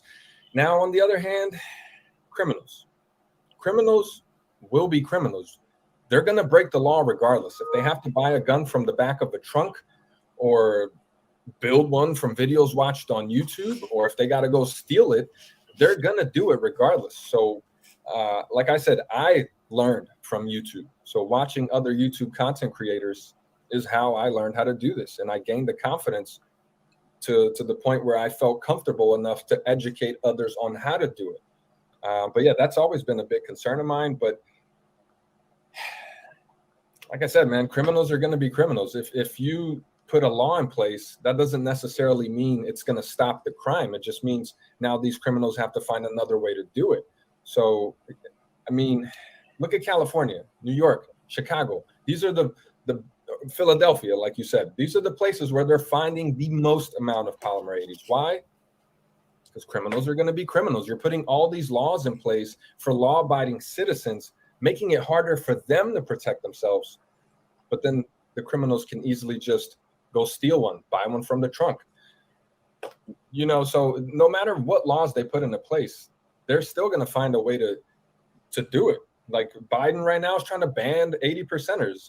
The ATF wants to ban pistol stabilizer braces. Now they want to say that barrels, slides, frames, triggers, anything that's a firing component is now going to be a serialized firearm component that has to go through an FFL. So at that point, it's like, okay, so are we going to have to start machining firing pins from a blank scratch of bare metal? Like, no matter what laws they put into place, the law-abiding citizens and criminals alike are going to find a way to get around it, because at the end of the day, the Second Amendment gives us the right to own and bear arms. This was not put into place for deer hunting. It was to stand up against a tyrannical government. The people have the right to have firearms to protect themselves and their families. So, I mean, it is what it is. It comes with it. So good people and bad people should be able to protect themselves. So if the bad guy has a gun and you're not allowed to have one, you're just going to be a victim? You should be able to at least protect yourself as well. Yeah. This is so helpful. Thank you so much. Before I got to run because I got something at 5, but before I let you go, anything I didn't ask that you think is important to say? I think that YouTube just doesn't want the knowledge out there. Or maybe if not even YouTube, maybe the government or whoever the higher ups are. This could be an hour-long conversation, but whoever is in charge of the whole thing here, this United States, they don't want the knowledge out there. They don't want people to have firearms. They want the control. They want to be able to have power over everyone. And now, I don't know if you're aware, but now they're taking 4473s, the form that you fill out at the gun store, and making it all into one page. Why? So they can just take a snapshot of it and put it in their database. So I think this is all about control. They don't like the thought of people having a means of self-defense and to be able to stand up for themselves. Awesome. Thank you so much. I really appreciate your time. No doubt, man. Thank you. Take care. All right, you too. So let me just address here. Too many choices said I like this guy. Took balls to reach out, and he did a decent job on the report. This is why I talked to him the way that I did. Like, if you saw the first 3 seconds, I was coming at this motherfucker like, "What's your intentions here, bitch? Like, who the fuck are you to reach out?" Like, I was hostile as fuck. Like, what the fuck do you want with me? And he was cool. He kept it cool with me. So I was like, okay, I'll talk to this motherfucker. Like, but I was ready to, fire shots. Like, if he said some snappy shit, I was about to fry his ass. Like, look, bitch. Yeah. But he kept it professional, so I had to do the same, man. I'd love to hear your thoughts on this, Dark. Yeah, sorry, no, I was reading. Were you responding to the I watched his full report, and while it had a slant, it still wasn't that biased? Is that what you were responding to? Nah, what? Did he put this shit out already? I don't think he did, bro. You handled that like a boss. Thank you, brother. Appreciate it. Thank you. AA Outdoors, I appreciate the super chat, man. You steady with it, man. Hey, and AA Outdoors, because you sent you even sent money to my PayPal. I was like, what the fuck? So thank you for that. Shoot me your address somehow if you're comfortable with it, and I'll send you a patch. Tell him I'll send him too. Give me his info. I'll send him some shit. Damn. Stickers, keychains, patch, some shit, man. Damn, you got stickers and keychains and shit? I got keychains and stickers, yeah. Damn, bro. We're legit out here. Man, see, I've never been to the motherfucking P80 Ralph stuff. Yeah, I used to give it away so it used to be rate your build before roast your build, but we were doing more roasting than rating. But I used to let the comments pick the winner, and whoever won, I would send them like a free stand or a hat or whatever the item was for the week. Chain stickers. I was doing like, we just dropped the season 2 stickers. The winners for tonight gets the sticker and a keychain, and I tried to make it fun, and I think that's why it got to the point where it did. Yeah. How many people are usually watching your streams, the roast your build streams? Between 100 to 150. Damn. Like the steady number is like 120, but it can drop as low as 100, get as high. I've seen as high as like 160. Damn, bro. That's what's up, man. But on a bad day, like 80 to 90. That's still not bad at all. Yeah. Damn, bro. AA Outdoors. Are you like balling? You're at the strip club, just throwing fives out. AA Outdoors. Thank you again for the super chat. There's a report out. The reporter built one in California illegally. Oh my god. It could be this guy. Reno May did a video on this. You didn't see that? I didn't see it. Yeah, the reporter like broke a bunch of laws. He was pretty much like, yeah, I built this with this guy and we did this and that. Like, bro, you broke all the laws. You're not allowed to get help, especially not tell people about it. That's like the chick that took her husband's AR out back and cut it in half, but all she did was create an illegal SBR. But of course, like nobody is going to say nothing to her. Yeah, no one's going to be like, dude, you just like broke a fucking federal law. That's the NFA. Yeah, which I'm sorry, P-Tank's right. It was not this guy. This guy just hit us up a couple days ago. Yeah, I was going to say, it seems like something is in the mix, but I'll tell you, man, you didn't get hit because you spoke with them. You were going to get hit either way. I hope you know. That's what I think, because I don't think P-Tank talked to them, and I'm pretty sure MGB didn't talk to him, and MGB had his videos taken down too. Yeah, they're communicating with YouTube directly. You were going to get hit either way. So yeah, I think he just wanted something to like throw in extra info, be like, look, he said this, and that. Look, he said that he's talking about a tyrannical government and people in control, and trying to spin shit. More along the see, I wasn't even thinking about that. Like, to me, this was just a regular conversation. I didn't see this going anywhere. I was just talking. But I think it was more about the part where he was asking about did YouTube reach out, and I was like something about the red symbol, and they take down AR because he was like, Huh. That's very interesting. So they take down the AR ones, but they leave the Glocks. Like, Yeah. he was like, oh, they should take down the Glocks too. Fuck that. Like, Yeah. he See had that? he had an agenda for sure. Yeah. And this, I'll tell you, man, I can tell, and I promise you, this is just the beginning of something. They are contacting YouTube, and they're like, yo, you are not enforcing your own uh, regulations and your terms of service, and they're trying to hold YouTube accountable for it. And YouTube has already done so much to strip like all the information that we can. Like my painting tutorial got demonetized, y'all. My tutorial on how to do a battle worn paint job got demonetized. Like that's crazy. Sorry, bro. I ruined the word P80. Anything that puts P80 in the title is automatically fucked now. Thank you, Bob. Appreciate that, Bob. Dude, that's why I was gonna be. You did a great job on the interview. I don't think you know. Uh, yeah, I don't think you could have done anything differently. Someone else had said safe line live. Thank you, brother. I appreciate that as well. What was it? I was gonna say something. Oh, so that's why I started creating the Paul Morady. So guys, like I've been fucking with the algorithm and the analytics, and I've been like looking at different shit that I post, and I've done like some shorts and all that, and based on the shorts, I start like changing certain things, like I'll take out tags of like P80 and whatever, and then I'll call it a Paul Paul Morady Meradie. So it's like the name, like check out my good friend Paul Morady. Or what Luigi said, P80.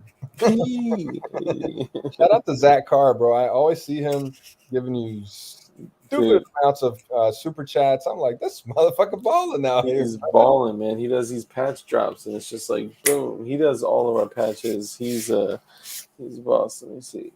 Yeah, I guess I should get you a patch too. You know what I'm saying? Yeah, I always keep at least an extra one with me because I never know. So I feel bad, and if the person that did this is in the chat, man, I'm sorry. All right, I was walking into a place of business, and I was with my wife and daughter, and this dude walked up on me. It was a Middle Eastern Indian dude, very Americanized, but he was like, "Yo, are you dark?" And I was like, "No, who?" And he was like, "Dark." Never mind, and walked away. And he kind of looked like bummed, and I couldn't tell if he looked bummed because I like totally blew him off, or if he's like, "Damn, that dude looked just like Dark," So if you're in chat, I'm sorry, man. I was just wigged out because I was with my family. I've never had that happen, bro. Dude, the only time I ever had that happen. Dark. Yeah, man. Fuck yeah. Hey, that's Zach Carr, that toxic patch code shit, man. So Zach Carr, thank you for the super chat, brother. I appreciate it. Love me Chanix. Yeah, I grew up in the hood, motherfucker. So what? You got a problem with that? Section 8 housing in the motherfucker. Zach Carr said, "Who out here snitching?" Yeah, hold on, who said too many choices? Said you grew up in the hood. Well, exploding bullets. My mom was a single mom. We came to the U.S. My mom, my brother, and I. My mom was cleaning houses with her sister, barely making enough to get by, and we lived where we could afford to live. So that was always the cheapest place in the city, and we moved from apartment to apartment. I don't know, at least 10 times in my childhood going to school. So even in Brazil, I moved like 4 or 5 times. Like I've always been moving my whole fucking life. Never had like a home where I could call home. Maybe that's why I'm so anxious all the time. It's like I'm like, where am I going to live next year? Like right now, I've lived in the same place for like almost 2 years. Yeah, but I'm already planning to move next year. Like it's for real. But I'm trying to. It does fuck with you psychologically. It does, bro. It makes you feel like you don't really have a place. Like I'm planning to buy a house out in Texas, so I will move out of here. I do plan on settling down for once. I know what I'm trying to do with my life now. I'm not just jumping from job to job. And I think that's what I did for a long time. I was like unsure of who I was or what I was capable of. I was like, motherfucker, I'm P80 Ralph. I know how to build shit and teach, motherfucker. Who out here building Glocks like me? Nobody. What? Sorry, guys. Sometimes I drop it. Like I said, it's No, in it's Montgomery funny. County where we grow up. White people, Spanish people, white girls with blue eyes and blonde hair, they're all saying that it's a way we speak. It's not meant in a derogatory term. It's like bro or dude or fam. It's just another way, a term of endearment. There we go with that baller ass. Man, bro. Chat, man. If I see another orange super chat, man, y'all gonna make me pass out, dude. Come on. Single mom living in a trailer park, you gotta struggle to thrive. That's what I'm saying, bro. Hell yeah, And man. one thing that sucks, Thank you, man, Zach. is my brother had the mentality like he knew, and I think so. I was beat up a lot as a kid by my brother. My brother was always beating my ass. And I Mhm. think it did fuck with me psychologically as well because it made me treat people how he treated me, which Mhm. was like shit, which is why I'm such an asshole all the time. I always treat people like how my brother treated me. And now I see it and I'm like, damn, I just did some shit my brother would do. Like I hate saying Damn. that because it makes me realize like where I came from. I'm sorry, I completely got lost there in my head. I was like picturing getting beaten. It was like No, it's I got good, man. lost. You're good. You're good. I'm talking about some deep shit. You know. But yeah, that shit fucks with you, man. I'm trying to settle down. But yeah, single mom in a trailer park, bro. You got to go through some rough shit. Okay, now I remember.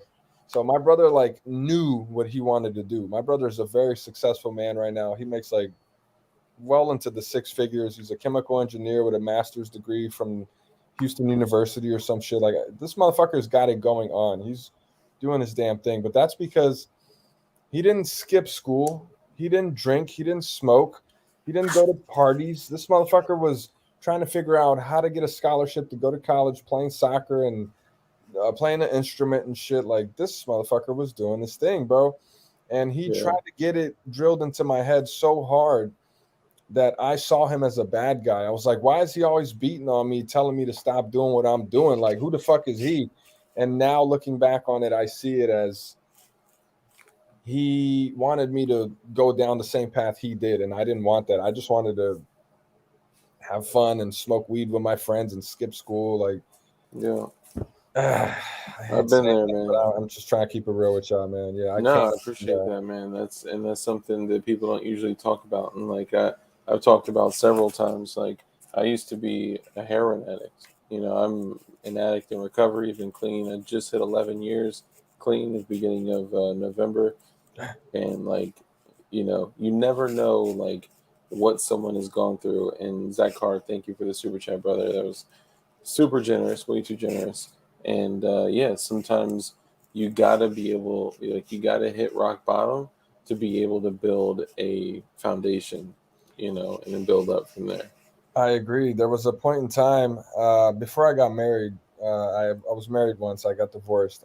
Before I got married, I was dating this woman for like 5 years, and during that 5 years, we were like on and off. There was a time where I even had my own place. I was like 19. I had my own apartment and shit, and I left that to go live with her, and she kicked me out. And I was living out of my car for like 3 months, bro. I had a Mm, storage space, a little 5x10 with a couch in it. Sometimes I'd sneak in there, you know, after dark just to go sleep on the fucking couch so I didn't have to sleep in the car. Like damn. showering at my cousin's house or friend's house. Like that was my rock bottom. Like living out of my car for 3 months in my early 20s, like, bro, that shit motivated me like a motherfucker to grind, bro. It only put me back in a better place because I knew, okay, it can't get worse than this. I was like, well, what am I gonna do? Lose my car? It's like it's Yeah, already paid for, motherfucker. You know. yeah, damn. That's some shit, um, man.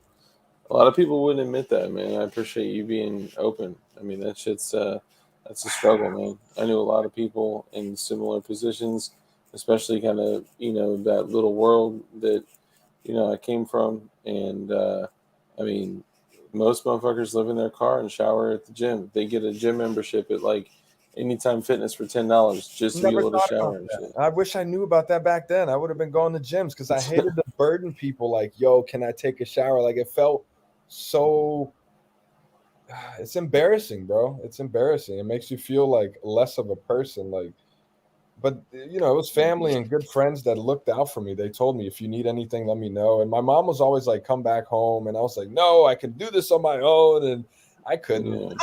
Yeah. I mean, it's good that you built up, man. That's good, man. AA Outdoors, thank you for the super chat, brother. He says, 9 years clean here. Hell yeah, brother. Hitting rock bottom will change you. Yeah. Yeah, man. I call them my unclean years, said Luigi. Yeah. Damn, 9 years clean. It's tough, man. When I stopped smoking, I think I was having crazy vivid nightmares, bro. Like trying to sleep was very tough. Yeah. And I think that's why I started drinking a lot, because you get drunk enough, you gonna sleep, motherfucker. Yeah. And that's so bad because I feel like smoking is so much safer than drinking. Like when I'm drunk, I'd be stupid as hell. You see me on the lives, bro. I'd be wilding out. Yeah. And I feel like if the weed thing was okay with firearms, maybe I would go back to it as opposed to drinking. But I feel like my only option is to drink. I hate saying that. Like, well, just be sober. Like, motherfucker, you know how hard it is to. Well, I mean, the funny thing is, like, nobody really associates the fact that, like, you're at home, you're drinking, you got access to your guns.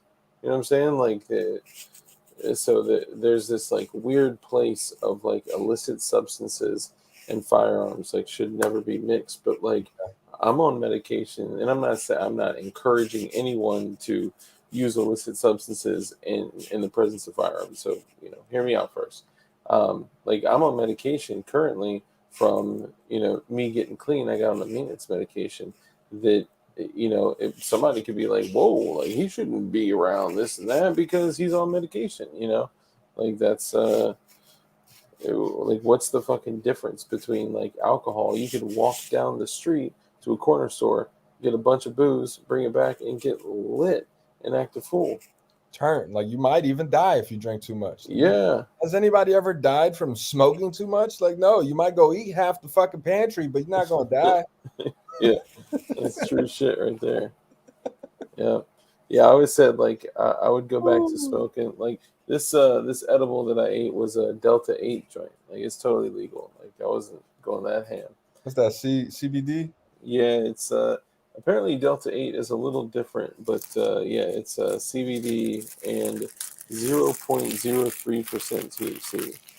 But with my fucking lightweight ass, not smoking in years and years, like 0.03 apparently is all I fucking need. I tried some CBD not too long ago, bro. That shit, I mean, it does something for sure. I was definitely feeling it. Yeah. It's not a high though. It's like a weird giggly kind of feeling. Like I can't even describe it. It didn't help me to sleep though, but it definitely made me feel like a little weird. It didn't help you sleep? Not that I recall, no. Okay. Not that I recall. I'll send you a pack of these gummies. Maybe you will have a different experience. Hold on for 1 second. Sure. Let's see what the comments are talking about here. Putang said, Chiba now is stronger than the LSD was back when I was rolling. LSD, bro? Word. I'm going to just have to get high on life from now on. I'm not going to be critical of the LSD rolling because I did try that once. I think I was like 18 or 19, and somebody had some LSD, some acid, I guess is what they call it, the little tabs of paper or whatever. Bro, I was tripping balls, yo. What happened?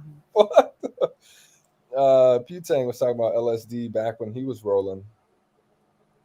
And I mentioned that when I was 18 or 19, I tried it. Somebody had some, and like, bro, you gotta try this shit. And I was like, I don't know about this. I Two tried blue it. dolphins.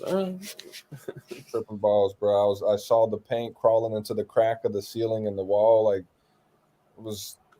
Anyways, You talking about ecstasy? Or you talking about acid? acid, yeah. Oh yeah, nah. That's the one thing I haven't done, man.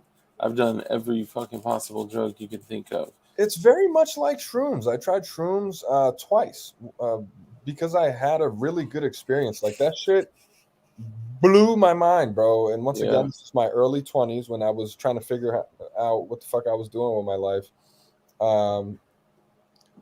Crazy experience, bro. Like, Yeah. unexplainable, but it seems the only way I could describe it is every thought you have branches out into like 5 more thoughts, and those thoughts branch out. This is how I was picturing it in my head. Like, every thought branched into his own thought, and I was like having this overload of thoughts. And the dude who put me on was like, yo, you got to do this in the right place. So just know you're going to be here for a minute. You're going to want it to stop. It's not going to stop. So just enjoy it, okay? And I was like, I'm kind of scared. Like, should I do this? He's like, bro, this will be the best shit you ever did in your life. And I was easily influenced at that time. So I was like, all right, fuck it, let's do it. Watch some SpongeBob, and we was drinking some beers. And next thing you know, I was giggling and cracking up and fetal position on the floor, like, tripping Dying laughing. balls, bro. Man, the laughs you get when you're tripping on shrooms, like, that shit is crazy. Tripping, like, just this uncontrollable laughter where you are just misplaced. You are not in like that typical place that you are. And though I've never done acid, I've done shrooms, I've done it all. If you can eat it, snort it, smoke it, swallow it, like eat it like a pill, like whatever, I've done it all. I would not recommend. I'm sorry, my print is making noises. I thought it was gonna fall over. No, you go. You said PCP, yeah. I would not recommend that at all. That was one thing that I was like not trying to, like, coke, crack, heroin. I never wanted to try any of that shit, bro. I'm like, for me, it was always just, smoke a little something and relax with the homies, kick it or whatever. I'm sorry, I'm trying to save my print, bro. No, you're good, dude. I'm doing this thing where I'm putting like some tape here to kind of hold it. Okay. Because it was making noise, but yeah, that joint sounded like it was unsticking from the bed. Damn, what was that? What that was? That crackling? You heard it? Yeah. Yeah, it sounded loud as shit. I was scared. I was like, oh no, my print. It's 30 hours in. Damn. What are you printing? Can you talk about it yet? So you saw the black biggest dickus with the brace? Mm-hmm. That, but in gray with a different stipple. Damn. So I wanted to try it again, but in a different orientation, because the black one I printed upside down. This one I'm printing up. So damn, bro. Hopefully, sporting them plaid jammies. You saw my plaid jammies? Yeah, I am, bro. Here, this. I need somebody to put. Oh shit! What like is that? 100 magazines. Oh, I need somebody to put the PLA Plus to use, because this shit is literally just sitting in my fucking house, bro. You gotta put that in the bag with the fucking with the little pack with the patch, bro. I mean, honestly, I need to get my motherfucking printer up and running. That shit's gonna degrade if you just leave it there, bro. For real? I mean, that's my understanding. I always keep my shit in the bag. Does filament degrade? Because I mean, when I took it out, like, I had gone through all the settings. I literally done everything, and the bed was all sorts of fucked. And then I finally found, like, I don't think the bed is really fucked. I think it's one of the axis, the 2 bars on the bottom. Like, I got a printer that, like, apparently nobody is, like, seeing. It's mono print or something like that. And John Crump gave it to me, and he was like, "Yeah, the nozzle's clogged or something like that." I was like, "Damn, okay, go get home, clean that bitch," and I was like, "Boom, ready to go." And I did a print, and like it was just like not touching on this side. It was touching way too hard on this side, and shit was just splatting all over the place. But I know I can get it right if I put a piece of glass on that joint and I just re-level it, I'll be good. Yeah, somebody asked me what printer I'm using. I'm using the Ender 3 V2, and I went with the V2 specifically after doing some thorough research.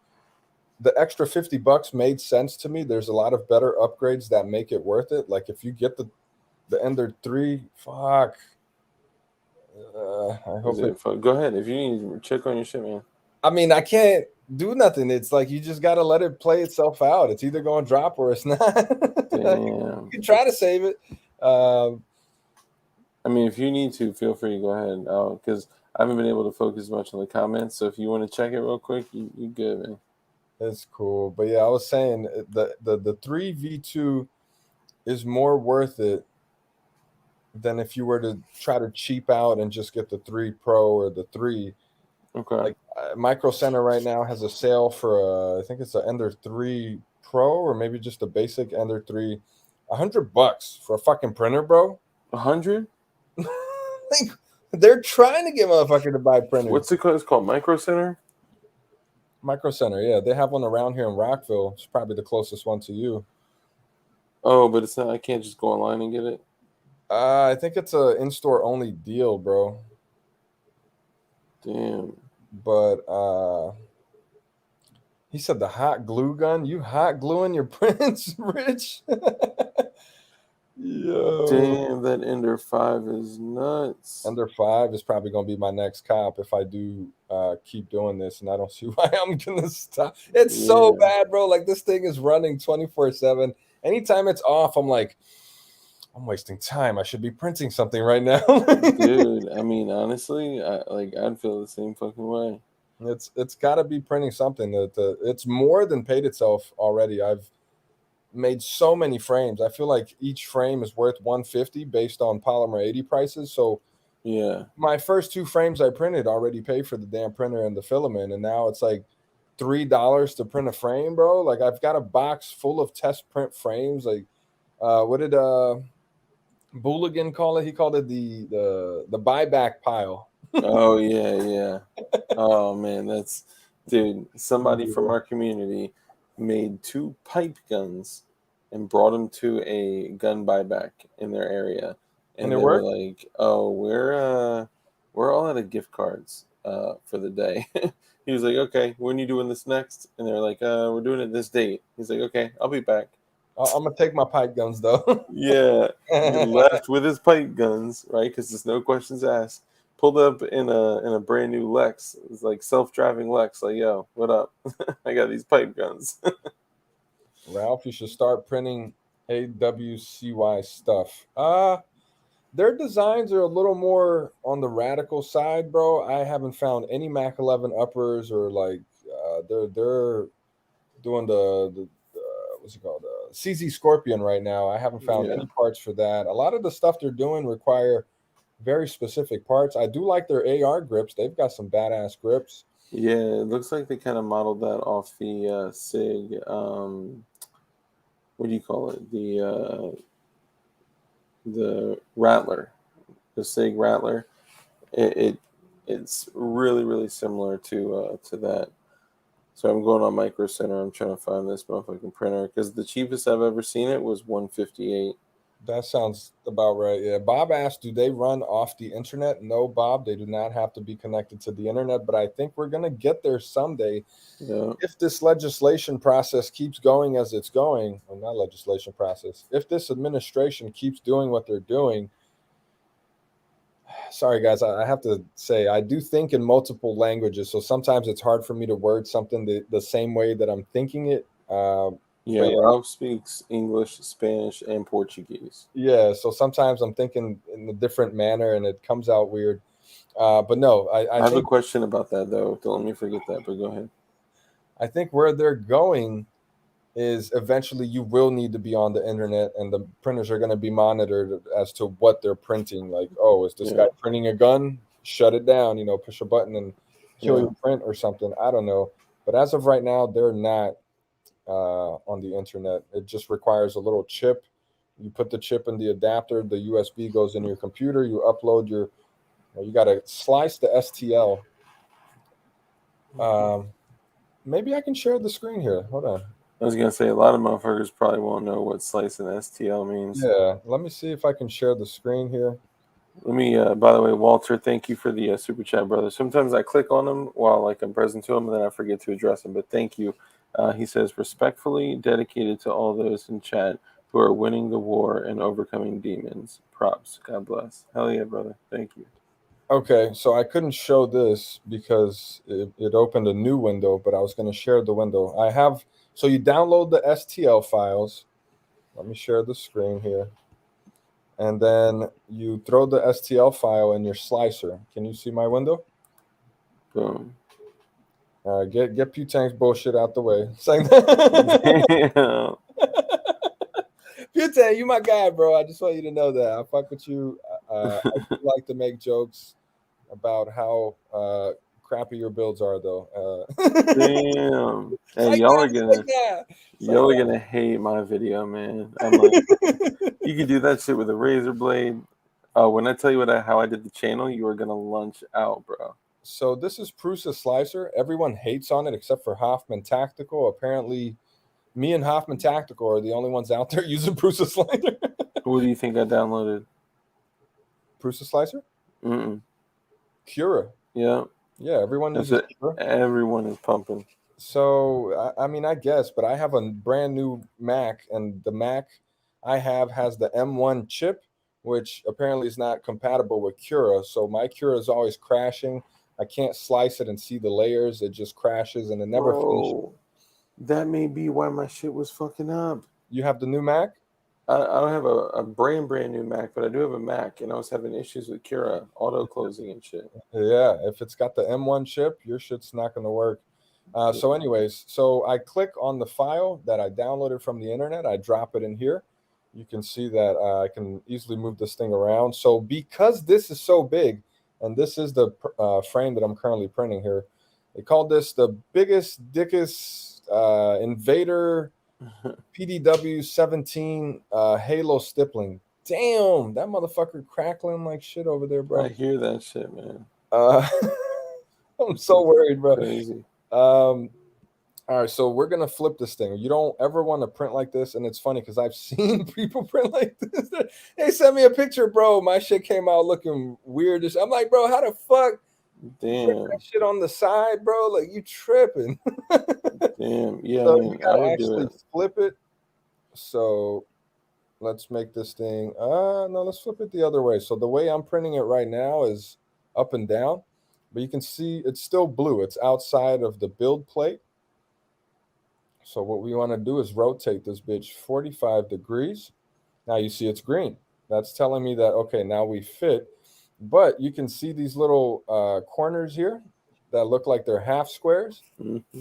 I had to do that. So I go to my filament printer setting, and I actually have to update my bed size. So the bed size is actually 220 by 220. But because this motherfucker's so big, no homo, I had to add an extra 5 on each of the sizes here in order to make this work. And it still works. It's still within the parameters of the printer. I'm sorry if this is boring for some of the folks. No, that's cool. I think it's good. So, all right, let's say we got this motherfucker on here. It's green. It's ready to slice. Okay, so we got to choose our layer height. Let's go to print settings. This one specifically, I printed in 0.15, which for me is very thin. When I originally started, I was printing 0.2s. Those prints came out pretty decent. I tested them. They worked. I can go sometimes as low as 1.8 or like 1.6, but 1.5 to 0.1 seemed to be like the optimal layer heights, but they take so long to print, bro. You're talking like 30 hours on a fucking frame that would take 15 hours anywhere else. Damn. So anyways, our layer height is set. Perimeter is how many walls. I started doing 3, but now I'm up to 6. More walls equals less print time. Everything else I don't really fuck with. So your infill definitely needs to be 100%. You want this bitch to be as solid as possible. The pattern won't even matter because it's 100% anyways. I do ironing, so this is controversial here. Some people say don't do ironing. I do ironing because it makes that bitch look really clean. Ironing just means it makes all your top surfaces like smooth, flat, perfect layers. Skirt and brim. So for this one, I put 0 because it barely fits on the bed as is. I think if I had a brim on there, it wouldn't be making these crackling sounds that it's making because it would stick better. But yeah. So next would be support. So yes, you want to generate support. I do an overhang of anywhere from 5 to 20. It just really depends on the print itself. For this one specifically, I did 20. Z contact distance anywhere between 0.1 to 0.2. You got to play around with it and test it. Pattern spacing, sometimes I do 3 or 4 millimeter. Fuck. I hate hearing that sound. Dude, that shit sounds like hearing that crackling That's is like you've invested 30 hours in that shit and you just hear like breaking my heart, bro. Like, and I think it's the warping. So you can't could it really be coolant? Are you printing on glass or what are you printing on? Well, it's so high up that it doesn't even matter. The bottom layer has nothing to do with what's going on up top right now. But yes, I print on glass with Gotcha. no tape, no what's it called? Glue stick. I see motherfuckers use glue stick Yeah. as well. I tried glue stick a couple times. It makes a big mess. And it's really hard to remove it. You got to scrape that bitch out of there. So I stopped. So this is the basics. I don't fuck with speed, multiple extruders, advanced. Okay, I'm lying. So advanced, I had to set all of these to 0.4. I was having some issues before. So the nozzle is 0.4. And I had some of these numbers say like 0.35. Some of them said 0.42. Like they all have to be the same as your nozzle. My nozzle is 0.4. So I don't know, after like 10 prints is when I realized this shit.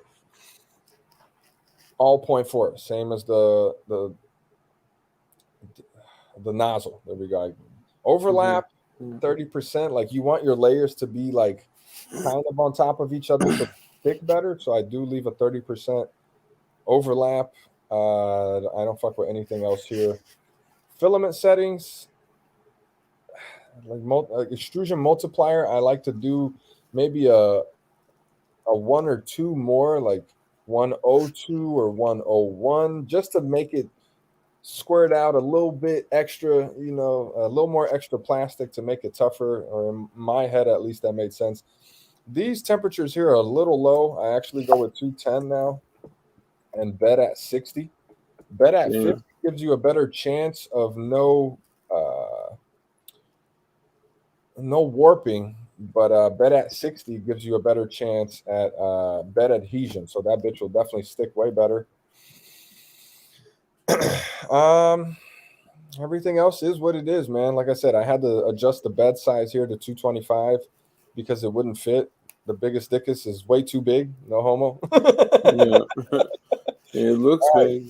So now we're ready to slice. We're going to hit the slice now, and we're going to see what this thing looks like. It usually takes a few seconds. It might take a little longer. Let me check the chat here, see what y'all talking about. Then that bitch will be like, it's going to take this long and cost approximately this much. Yeah, it tells you how much it cost and all that. Okay. So check it out. It's red. So the screen being red tells me it's out of the build plate. So I go to the bottom and I check to see where it's hanging out. So I can see right here. Oh, shit. We're hanging off of this corner right there.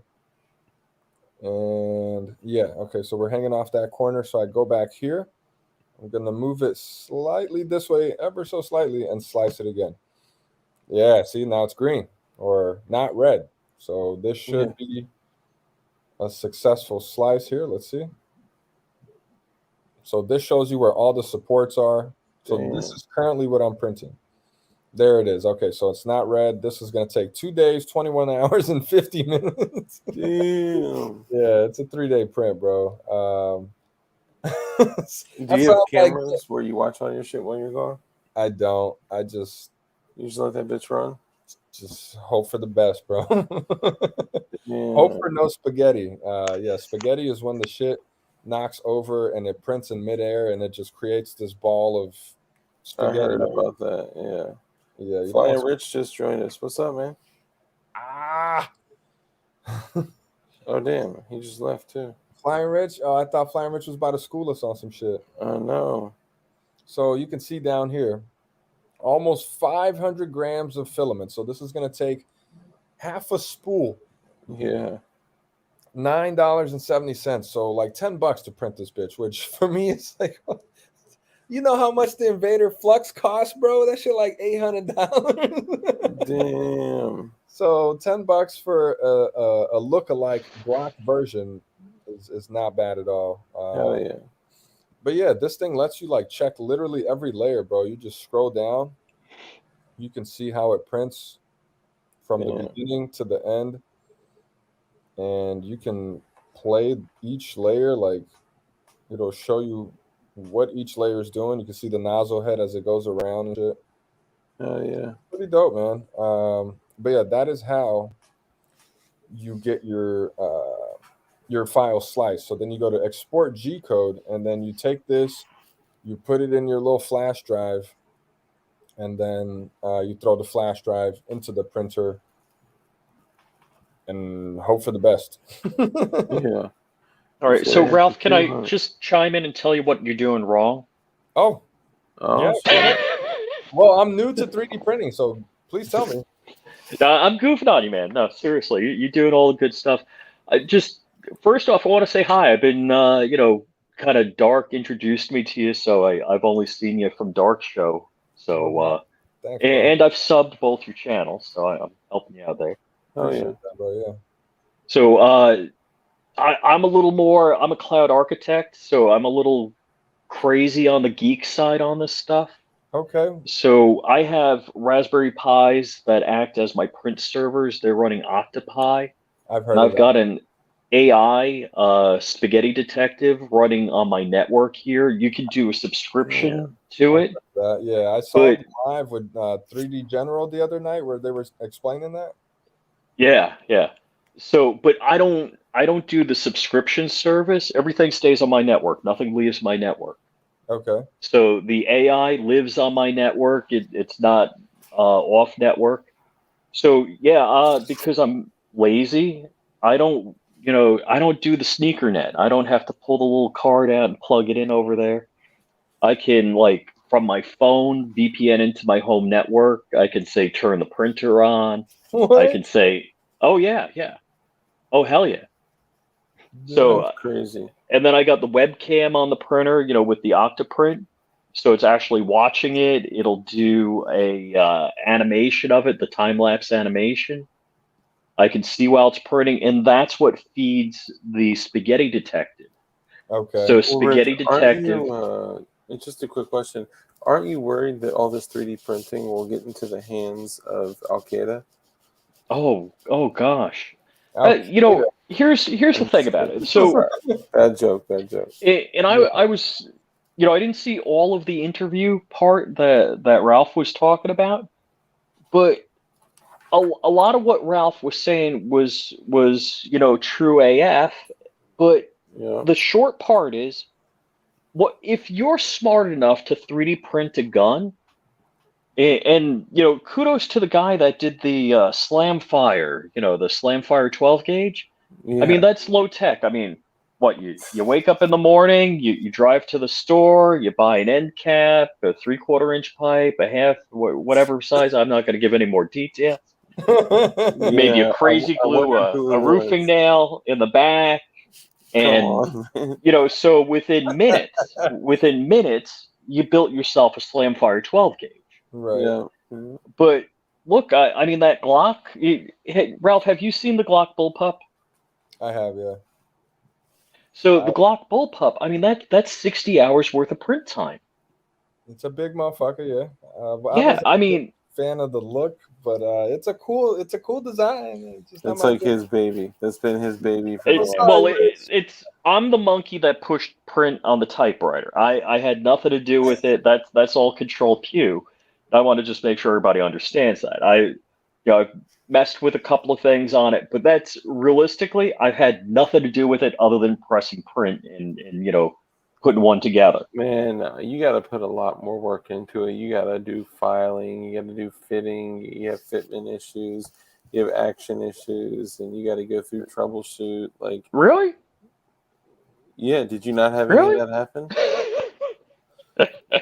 Oh yeah. I mean, everything's a bit of a botch job. You gotta work that stuff. But yeah, I just come from it at a totally geek perspective. Total, you know. But I actually I'm still using Cura. I have an older Mac. I don't have a new Mac. I'm thinking if the consulting gig keeps going good, I'm probably going to get me a new Mac. Nice. I only got a Mac because I started a business, so I used it as a business expense with the money generated from my website and from YouTube and from Olight sales. Like, I got it because it was for the business. So I don't want to say I got a free Mac, but I mean I definitely had to pay $1,400. It's a write-off. Yeah, Yeah. it's a write-off. It was expensive as shit, but Yeah, I feel and like it's I'll worth it. tell you. So I'm still rocking my 2012 MacBook Pro Retina, the 15-inch, I'm sure it works.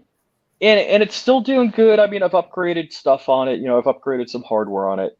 Eh, And but you know what? All of the manufacturers are doing what Apple's doing now. So when you buy it, the CPU's soldered on, the RAM's soldered on, the hard drive the SSD is soldered on.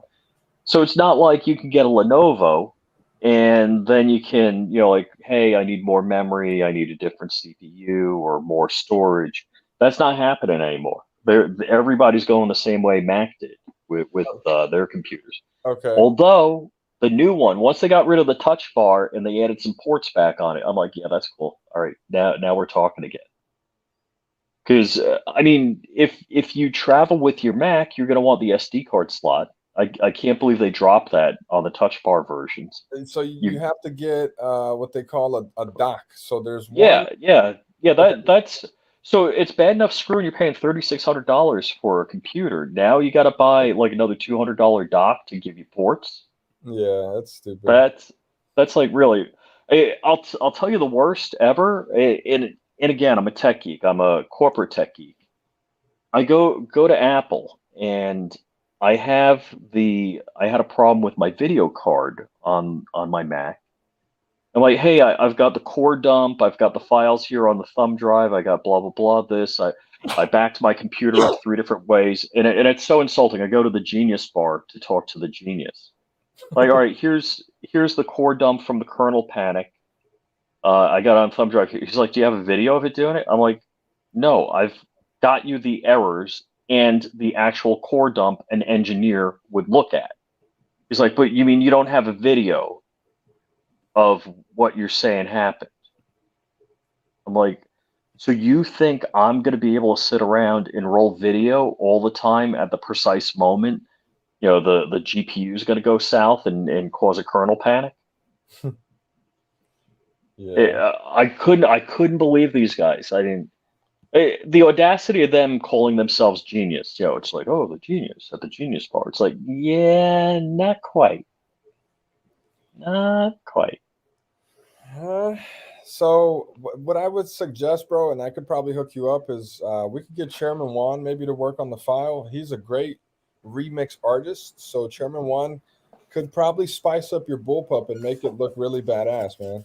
Oh He yeah, makes yeah. excellent chairs, by the way. Is that it? Oh, he's the one that does the chairs. Yeah. I get it. Yeah. Thank you, man. No, seriously, I'm dead ass. Yeah, I haven't. So is Ralph gonna go to the meetup or what? I invited him. I don't do Yeah? these events, man. I have a day job. Where is this at? Is it close? I mean, if it's convenient, I would, but You can roll Dude, him. you just. Yeah, well, actually, I'm going to be rolling through Dark's Hood. I think I'm going to take my envoy because I think I'm going to go to the house in New York. is this close? Uh-oh. So, all right. So Putang is really calling me out. Yeah, I use like kids software to design stuff. Tinkercad? You made the bullpup on Tinkercad? No, I like I said, I had nothing to do with that bullpup. But when I Okay. do stuff, I actually do Tinkercad, believe it or not. I played around with Fusion 360 a bit. I couldn't get it to do what I wanted it to do. I was trying to like I would make changes and it would the the layers would like blow up in the bubbles and shit. Like none of it made sense. I was like, that's not what I wanted to do. Like I was trying to cut a little bit more. I found the step file for the FDMA, and I was trying to open up the front to make it Gen 5 compatible. Right. And every time I carved out the channel there, like the whole bottom of it would just become like a huge But bubble. believe it or not, I am like a freaking savant with Tinkercad. I can make Tinkercad do crazy crap. Now, I know the limits of Tinkercad, and I'm really, really at it. And I got to learn Fusion 360. I got to get that stuff running. It's pretty There, complex. Pretty complex. there's just stuff I can't do.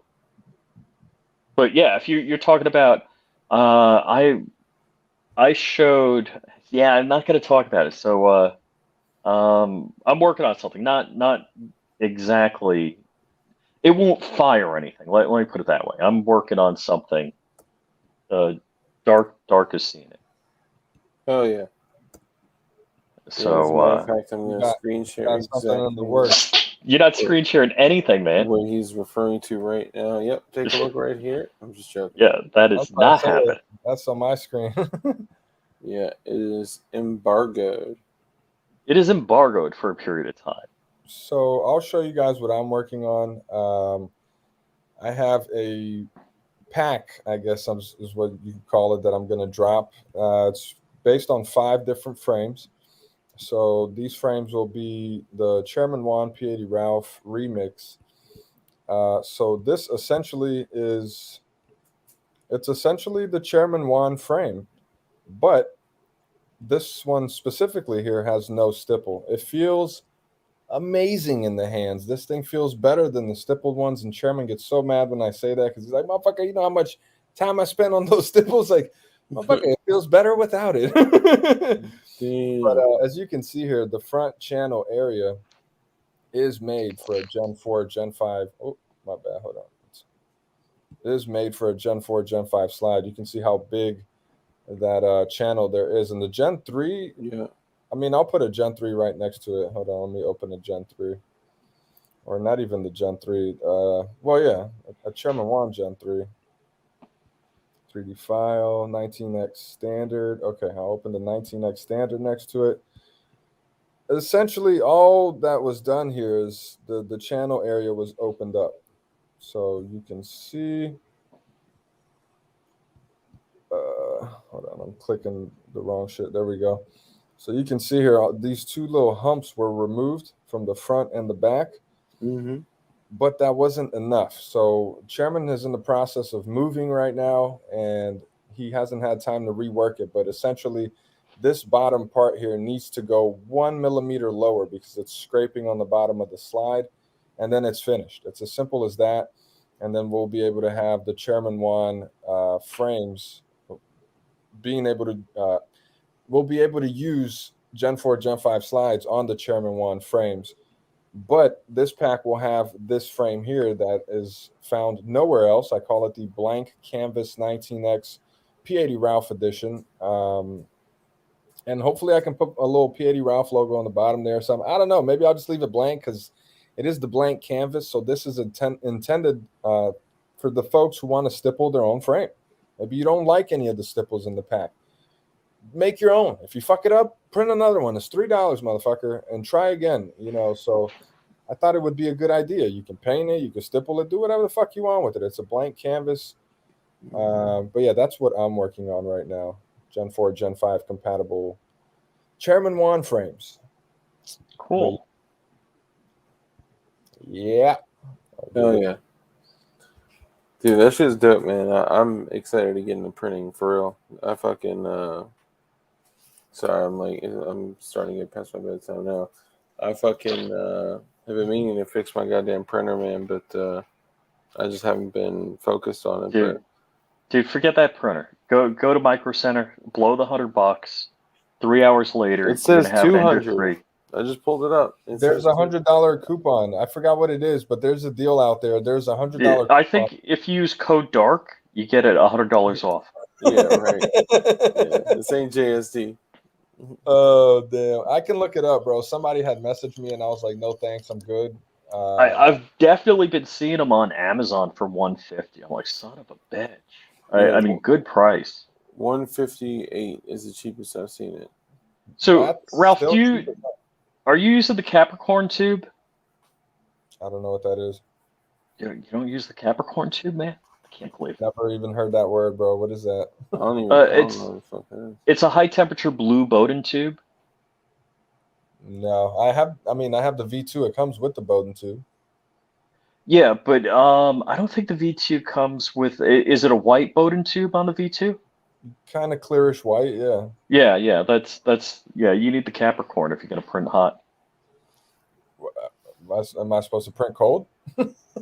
No. I'm printing PLA at like 250. Not even PLA plus? Yeah, just PLA. What? 250? 250. Yeah, Dark's falling asleep. Look at Dark. He's falling Yeah. asleep. I am tired of shit. It's the CBDs. All right, Dark. You Dark. can wrap it up Probably. if you want. Dark, you're not Yeah, even we- old we- like me. We can go for a few minutes. Yeah, I've never seen you this hype at 1 o'clock in the morning. No, so you're That's because I talking slept about- till 9:30 this morning. Damn, I do not remember what it's like to sleep till that late. Every single morning, 6:30 a.m. Daddy, Yeah. daddy. Hold on. So you're talking about in Celsius, though, right? Yeah. Oh yeah. Yeah. I think a lot of people maybe they don't print may not know that you're talking about Celsius. So Yeah. it depends. So- I'm sorry, 250 is 250 crazy high, bro. You need to take that thing down. I know you're the engineer here, but 250 is way too high, brother. And I want to address Bob because he asked me 3 times already. I don't know what's going on in December in Oaks, brother. So no, I don't think I'm coming. But if it's something that's convenient for me to go to, I'll pop up. It'd be dope to have you there too. Hoffman Tactical did a very extensive research video on showing the temperatures and how they react and strength. 200 to 210 is the optimal. 250, like you're crazy. What is it? 250. I'll check out Hoffman Tactical. He's got some good stuff. I haven't seen all of his content, but Yeah. I've been printing hot just because the frickin' bonding. It really bonds well. So I was doing 225 at one point. I printed as hot as 230, and I see no difference between 210 and 220. But apparently, 210 is stronger than 220. So printing too hot causes poor layer adhesion, from my understanding. I've seen it the other way around. But look, Opposite, yeah. I haven't tested it AF, so I'm not going to say I know what I'm talking about. I'm just saying, hey, it seems okay to me, but that's more sticking the finger in the wind and saying it's good. See, this is more division, guys. You see, I'm just No, joking. I'm You saying, too. hey, you might be right. You 250 degrees, motherfuckers. Yeah. Oh, Well, you motherfuckers out here printed 250. The reality is, Ralph brings up a good point. If this is what I think it should be, I should really do a frickin' test. I should print, 200, 210, 215, print a man. test rig, hang a frickin' weight on it, and see when it pulls apart. Yeah, Do it up. I did a lot of testing before I even trusted a frame to go to the range. I don't trust any frames I print. What are you talking about? You trust all frames? Well, now No, I I do. don't trust any. I said I don't trust any. Oh, you It's haven't 'cause tested any of them? you're printing too Oh, hot. yeah, I tested. I stood 10 feet away from it. Come on, I had to hold that shit. You know how scary that was? No, I like all my parts. You might not like the parts you own. I like the my parts. phalanges. Yo, that means you don't trust it, Rich. What the fuck? No, well, look, I fired it about a dozen times, and remotely, and now I'm ready to go for the real thing. Remotely. Remotely, You can check out my video. Bob's right. Fan speed is a big deal too. I keep my fan very low. If you keep your fan too high, it'll warp. It cools down too quickly, and the layers start to peel. I think that's what's going on there because I thought my fan was off, but Maybe I left it on low or something. I don't know. Well, so another question. You talking about ceiling fan. You run the ceiling fan when you're running your printer? No, I don't have a ceiling fan. I don't even Oh, turn on okay. climate control. I turn on, when I say the fan, I mean the AC blowing air as opposed to Oh, heat okay. or AC. But yeah, I did that for like 10 minutes and then I turned it off. Yeah, yeah. I think it'd be And I'd too like cold. to have cabinets. Two things I want to do is I really want to set up cabinets and I want to set up ventilation. I don't even like printing PLA in my office. Like I have a partner desk that's like dining room table size. So on the other side of my monitors are my printers, and they just, PLA just stinks the place up. I don't even want to smell it. Damn, is it that bad? I see you're printing too hot, bro. I've never had a smell problem. I can't smell the shit. Nah, I smell everything. It's stuff I people have a don't smell. pretty I good. smell. No, I've got a great nose, Rich. I'm telling you, if this thing smelled bad, I would know it. Yeah, yeah. That's how my wife is, man. She smells everything when I'm Bro, down here. anything. I- But I can't smell when the garbage is going bad. My wife can smell that. I can't smell that. What? No. I'll be sniffing around like a dog. I'm like, where's that coming from? Oh, dude, the worst ever happened. My daughter came home from college with a friend, and my wife, I snore, so she sleeps in another bedroom. It's like diagonally across the house. So we're talking about she's about a football field away because my house is so big, and she comes in like because her closet is in my bedroom here. And I walk out to the kitchen, which is like a football field away, and I'm smelling. I'm like, what the hell is this? Her toilet backed up into the bathtub. And I'm like, I'm nearly throwing up Fuck. in the kitchen. And I'm like, honey, what's going on? She's like, nothing. I'm like, you used the toilet this morning? She's like, yeah. I'm like, you didn't smell anything? She's like, no. I'm like, what are you talking about? And then I walk back there and the bathtub's full of, sewage. Dookie. I'm like, That oh That God. happened to me once. Yeah, I think the neighbor's shit was clogged and it fucked my shit up and woke up to that huge stain in the tub. Yeah, that sucks, bro. I Oh feel no, it wasn't a stain. It was like, horse stalls were cleaner. Dookie water. okay. Oh You say horse balls were cleaner? yes, horse balls is exactly what I said. Yeah, that's I need that's some where of we're those gonna have to edibles, end it, man. fellas. Yeah, I need to get on Dark's level. I'm like wide awake. I don't know how. I Dark, mean, just bow out. Ralph and I got it. We'll carry on. Shit. We'll keep the stream going. You gonna turn my shit off when I'm done? Crumpy, trust me. Crump, trust me. I got your There's no login. beef. it's all good, man. Yeah, I took a nap earlier 'cause I woke up hungover as fuck, bro. If you didn't catch the live last night, I was turned as hell with Dark and Mr. Snow and Chairman Juan on Yeah, the that was a dope ass stream, man. bro. I fun. was so drunk. Like, why did I do that? It was funny as shit, though. Oh yeah, it was totally worth the time, man. Like us just sitting there, like lunching out on builds, making fun of shit, like but still like having a good time and talking about some pretty real shit too. Yeah, if you guys didn't catch the live, you got to go back on Ralph the Builder's YouTube page, watch the live on his channel from last night. Don't forget to subscribe too. It was. I was gonna say it was funny as shit, but the first like hour, it was just me like bullshitting. I didn't think anyone was gonna show up because it was a new channel. But yeah, after the first hour, it gets pretty spicy. So how many you started a new channel? How many people were viewing it that night? I think it was like 20 something. At first, there was That's like good. it was That's like real 5, good.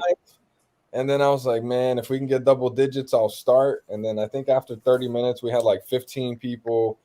And then Dark came in, and Mr. Snow came in, and Chairman Juan came in, and I guess everybody posted about it, and we had like 30 people. It dropped down to like 25, but yeah, for a that's cool. New channel, Yeah. is not bad.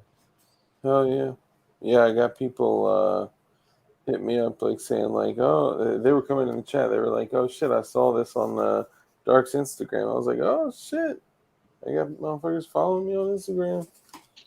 Because I've been massively underutilizing Instagram, any other form of social media. But I do cross-post. Everything that I do is also posted on Utreon as well. Mm-hmm. Yep. I don't cross post, bro. I see this a lot. Some shout out to Mr. Snow, that's my guy. But he tagged me in something the other day, and I saw it on my Twitter first, and I responded to it, and then I saw it on Instagram, and I was like, shit, do I respond to this too? Do I copy and paste what I see on Twitter? Like, and then I saw it on YouTube too, and I was like, fuck, do I copy and paste? Do I acknowledge it? I give him the stuff. All right, I gotta know what foo he's using to make that all happen, because that's the whole thing. It's like there's so many platforms now. Now, when I want to make sure that only the OGs see what I do, I post on MySpace. MySpace, yo, motherfucker still use that shit? Nah, he's playing. No, dude, no, go to MySpace. Check out the Flying Rich page. Man, I you tried think to I'm log kidding? in. I tried to find my old MySpace, but I couldn't get into the shit. I can't believe MySpace is still out there. Yeah, I had no idea. I bet my MySpace is still up. yeah. MySpace, bro.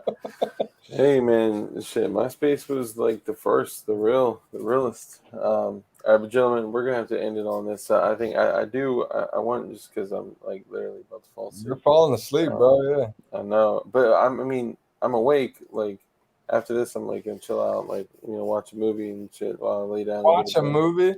Dude, I fall asleep. He can't keep his head up, but he's gonna watch a movie. I believe you. Oh, once I stand up, I'm back up. But no, I mean, I think the most important thing is that we focus on like the big picture is this. A reporter came and hollered at Ralph and a bunch of other people, wrote a piece, or even if they didn't put it out yet, wrote a piece on this shit, went to YouTube, pulled some strings, and pushed YouTube to fucking deplatform, essentially, Ralph and other builders as well, which, it's up to them if they want to talk about it. But this is like an orchestrated attack against 80%ers, 3D printers, like, for sure, all privately manufactured firearms. And knowing this, like on our way out for like closing remarks, what are y'all's closing remarks before we cut the strizzy? I just want to say thank you to everyone that made it tonight and that stuck around for the almost 4-hour long live here. Yeah, damn right. It's 4 hours now. I get pretty comfortable and I like to just hang out, man. For me, this just feels like hanging out with I hate to say friends. I don't really have friends. I don't trust anybody. I don't have friends either. This is the safety dog. You been sticking around this whole time? But yeah, whoa. I consider Dark a good friend. You're a local. You act like somebody I would hang out with in real life. Look, yeah.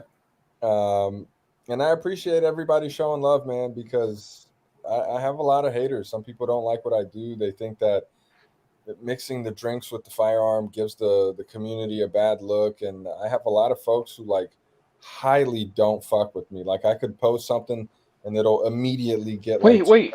I'm on a channel with somebody that drinks and does. Oh no! Oh god! I gotta go. Yeah, that's what I'm saying. Like people are like, "Fuck that guy." He don't know what he's talking about. But well, wait, Ralph. How many holes have you shot in your ceiling or floor? 0 ever. All right. Yeah. That's good. Yeah, I'm cool. Not an aggressive guy. I'm pretty chill. What is it? I think it's 4,128 days since I've shot a hole in my ceiling. No, that's crashed a plane. Yeah. He crashed 2 planes. Yo, I mean, he's still alive though. That's the thing. He's alive to tell the tale. But yeah, thank you to everybody that shows love, bro. Even Putang, thank you, Putang. I gotta pick on Putang, yo, because that's great. He fucking around, man. So shout out to Putang. I appreciate what you do. Putang taught me a lot too, man. I watched his videos when I was coming up. Yeah, Putang's the shit. He definitely has the best. I don't know about Putang. Yeah, Putang's lack of first-time quality kind of worries me. So that's what I'm saying. That shit should work from day one. Why are you knocking it back after every shot? Damn. The first time quality. All right, freedom protectors. Well, we're about to we're about to wrap it up. Rich, what's your and thank you, I appreciate that, P80 Ralph. Rich, what's your dad wisdom or your So, and here's the thing. So in YouTube, I think a lot of us run stealth. You know, a lot of us, and I'm not saying, look, I got, a little over 3,000 subs. Dark just hit 2. Ralph, you just hit 15 on the channel. They're pulling out from under you. Yeah. We're all small potatoes. We're not even 100K. There's a lot of people at 100K. And Yeah. if you don't shine a light on yourself, you'll get away with a lot of crap. And like you're talking earlier, Johnny B's got it really well engineered. Yeah. He's got a very good, entertaining, repeatable shtick that he does 5 days a week. Yeah. And he's making money at it. He's communicating. Instead of saying the kid's name, he's saying Kilo Romeo. Instead of, talking about the actual things that we use, he's saying pews and all that bit. And so he's got the lingo down to, just skate under the radar with them. And so I think a lot of it is there's ways you turn the flashlight on you or the spotlight on you. And it seems like Ralph did that. The other way that people do it, I mean, I know somebody, I don't think he minds if I call him out. Patrick, Babyface P, had a video that was like almost 500,000 views. And that was big for him. And it was like the sound of silencers. And he was like griping about the monetization of it because it was yellow. He got a yellow dollar. And somebody we all know, Hank Strange, is like, don't ever, say, hey, I want a review. Don't ever ask for a review. Yeah. Because when you ask for a review, that gets a human involved, and then they start checking other crap on your channel. Yeah. So he has never had that traction again. The track, like, if you just subtract that video out from his channel's performance, he has never had that traction again because he asked for a manual review. He's like, hey man, I got 500,000 subs. This is going to keep going. And I'm not making money on this. Especially if they find out he came on my show talking about some crazy conspiracy theory stuff. And Dark, first off, I'm totally jealous of Dark. I've known Patrick for a number of years. I've known all of these guys for a number of years. Dark brings out really good interviews out of people. Same thing, Richard Hoffman, really good interviews with people. That's what I'm saying. Like, I've watched Dark shit because it's like, it's a real interview. This motherfucker's asking good questions, and you don't even got notes. Do you have notes? No. You're on some Joe Rogan shit, just off the top of the head. I fuck with that. Top. Yeah, I fuck with that. And guys like Patrick and Hoffman that have been on YouTube for many years, and you see a totally different side of their personality, and it's fun and it's organic. And yeah, Dark, I am totally kissing up to you. I appreciate that, man. Thank you. You're more than welcome to do that as often as you'd like. I call every day to do that too. I know, and I apologize. Sometimes I may become unavailable, but thank you. Yeah, sometimes you got a kid wrangle, Yeah, sometimes I'm screaming at my daughter, like today. So, do you know what the most fun is? When you call Dark up and he's got you on speaker and he's around his daughter yells, "Flying Rich! Flying Rich!" Yeah. I haven't called him enough to find out, but yeah. Soon enough. I was going to say, just to end things off here, family is the most important thing, brother. Don't let YouTube ruin your family, man. We've talked about this off camera, and I just want to make it public because YouTube did ruin my relationship. I was spending way too much time replying to messages and comments and working on this edit and working on this build so I can record this video and going to the range that I completely forgot I had a woman. She got tired of it, man. After months of ignoring her, she left, bro. So I don't want the same thing to happen to you, Dark. Focus on the family, brother. Fuck YouTube. Let us run it. I've seen Rich and Crump on here by themselves, and I'm like, oh, this is like a real live channel, like with different people and shit. Like, okay. Oh yeah, man. Especially with the cow trial that we had, it was like I was watching that. A lot of times, like, I just couldn't make it, so I was out working and shit. I was like, all right, Crump, like, throw me on. That's part of being the Black Swan Media family. Nah, Yeah. yeah, I fuck with that. It gives it like a real channel vibe. Like, okay, later on, dark is gonna be on, but Cool. as of right now, this is the daytime show with Flying Rich. You know? Well, Hell in when I give the Kenosha weather report, it's so important that I don't know if you caught that. Yeah. Kenosha So weather report. yeah, the Kenosha weather report. So the Friday report was during the daylight hours, there's a slight chance of riot progressing steadily towards the evening, but after the sunset hours, riotous behavior will be diminishing as the temperature decreases. Slight chance of riot also on Saturday during the daylight hours as they approach towards the evening, and after the evening cools off because it's going down to 19 degrees Fahrenheit. There'll be zero chance of riotous hours at that time. Yeah. Zero. Okay. So Thank you for the update. That's important to know. Can you get the motherfucker spamming the comments about the barbershop shooting, bro? Yeah, that's Barbershop? Go Chop is I mean, it's crazy. like 10 seconds long. You want me to share the screen? Yeah, go ahead. Oh, I've seen that. Yeah, I saw that a couple days ago. What the hell? All right, so the guy walks in, he pops off a couple of rounds into the wall, and then what? I don't think he popped the wall. I think he popped. Okay, here it is. It was another customer? Wait, you I can't see gotta my screen. stand up. Fuck, my bad. I thought I was sharing the screen. Ooh. So, all right, the guy walks in. I'm sorry, Dark. I know this keeps going. Yeah, you good. All right. Quote. Look at fucking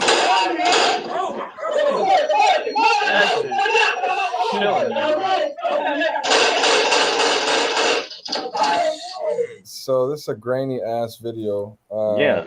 But yeah, the guy walks in. He pops the barber. The guy sitting on the chair that was getting his haircut is an undercover cop and had his gun on him.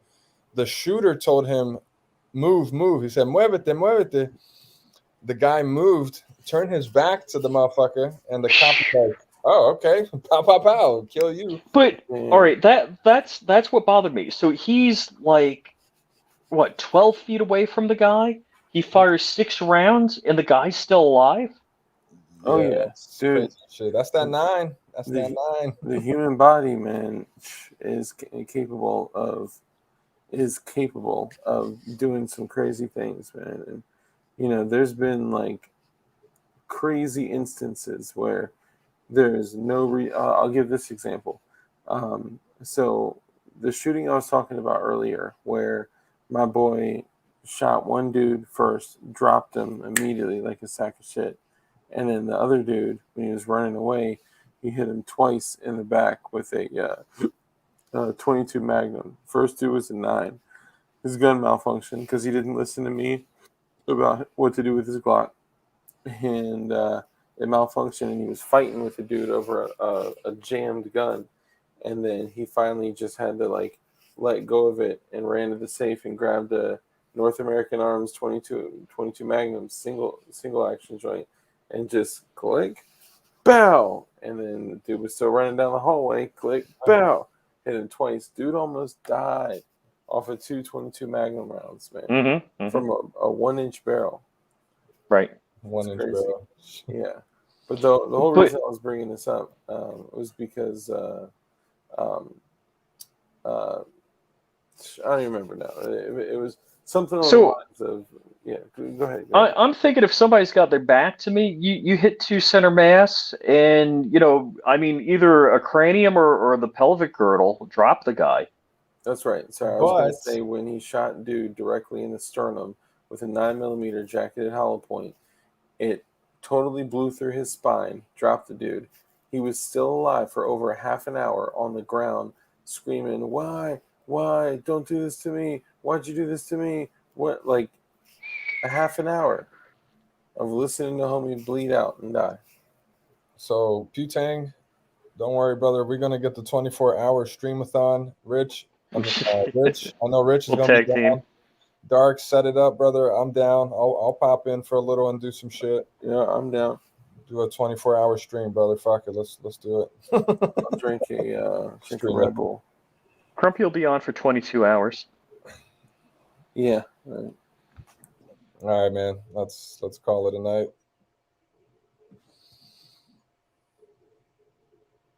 Dark, you're muted. You're muted.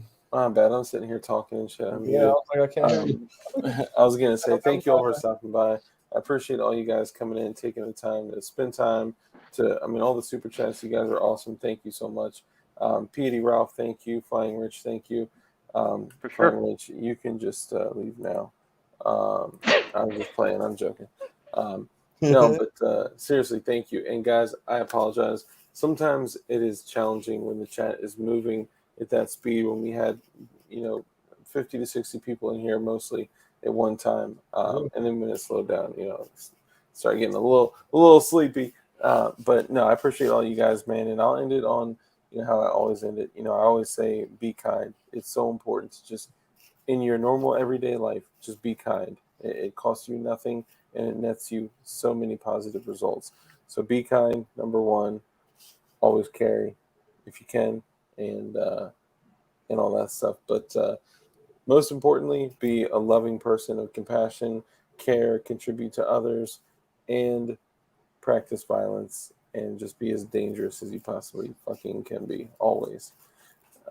And obviously, we give P80 Ralph the honors to name the stream. So what would you like to name the stream, my friend? Can't stop the signal. Can't stop the signal. I like it. I like it. It can. If you take me down, another motherfucker gonna pop up. Can't stop it. It's already out there. Yep. Now you know what's gonna happen. Somebody's gonna come out with a P80 Ralph archive channel and put all your old shit up there. And that would be so dope. I would feel honored, bro. I'd be like, motherfucker, you better cut me a check, but I feel honored, bro. You know who should do it? P80 Ralph. You should create a P80 Ralph archive page. Go to internetarchive.org. I think it's .org. And then just find all your shit, put it up there, monetize that bitch, and see what happens. Okay. I'm gonna check it out. I definitely need to do that. Yeah. Because somebody else in the chat is probably gonna do it now. They're probably literally typing it in right now. P80 Ralph archive. Yeah, that's all you got from me, guys. Thank you. Appreciate all y'all coming in. Thank you for the super chats. Thank you for just kicking it. And make sure you support P80 Ralph. P80 Ralph, where are the two channels they can find you at now? P80 Ralph. Hopefully within 2 weeks, I'll have the channel back. And if I don't get another strike by December 23rd, the channel is still safe. But if I get another strike by then, P80 Ralph is done for. 15Ks in the trash. But Ralph the Builder is the new channel in case that one gets nuked. Make sure to follow me on there if you like content like this. I like to do live streams, and I will start putting up more edited videos in there because I literally just started it a couple days ago. But yeah, stay tuned.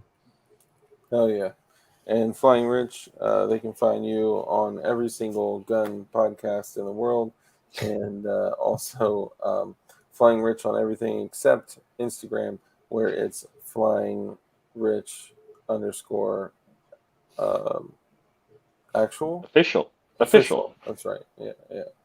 I'm just kidding. Go ahead. Sorry. I was trying to be funny. Yeah, and of course, you can find me at flyingrich.com. And unfortunately, we got to tell Ralph that he doesn't have a gun channel because he hasn't had me on. Ooh, that's true. You may have to. That's your way of inviting yourself to my channel. Okay, Rich, I'll invite you. I'll invite you to next week, Rich. I got you. You could have found a way to compliment him or something. It's all. No, I don't have to sugarcoat it for him. He's cool. Yeah.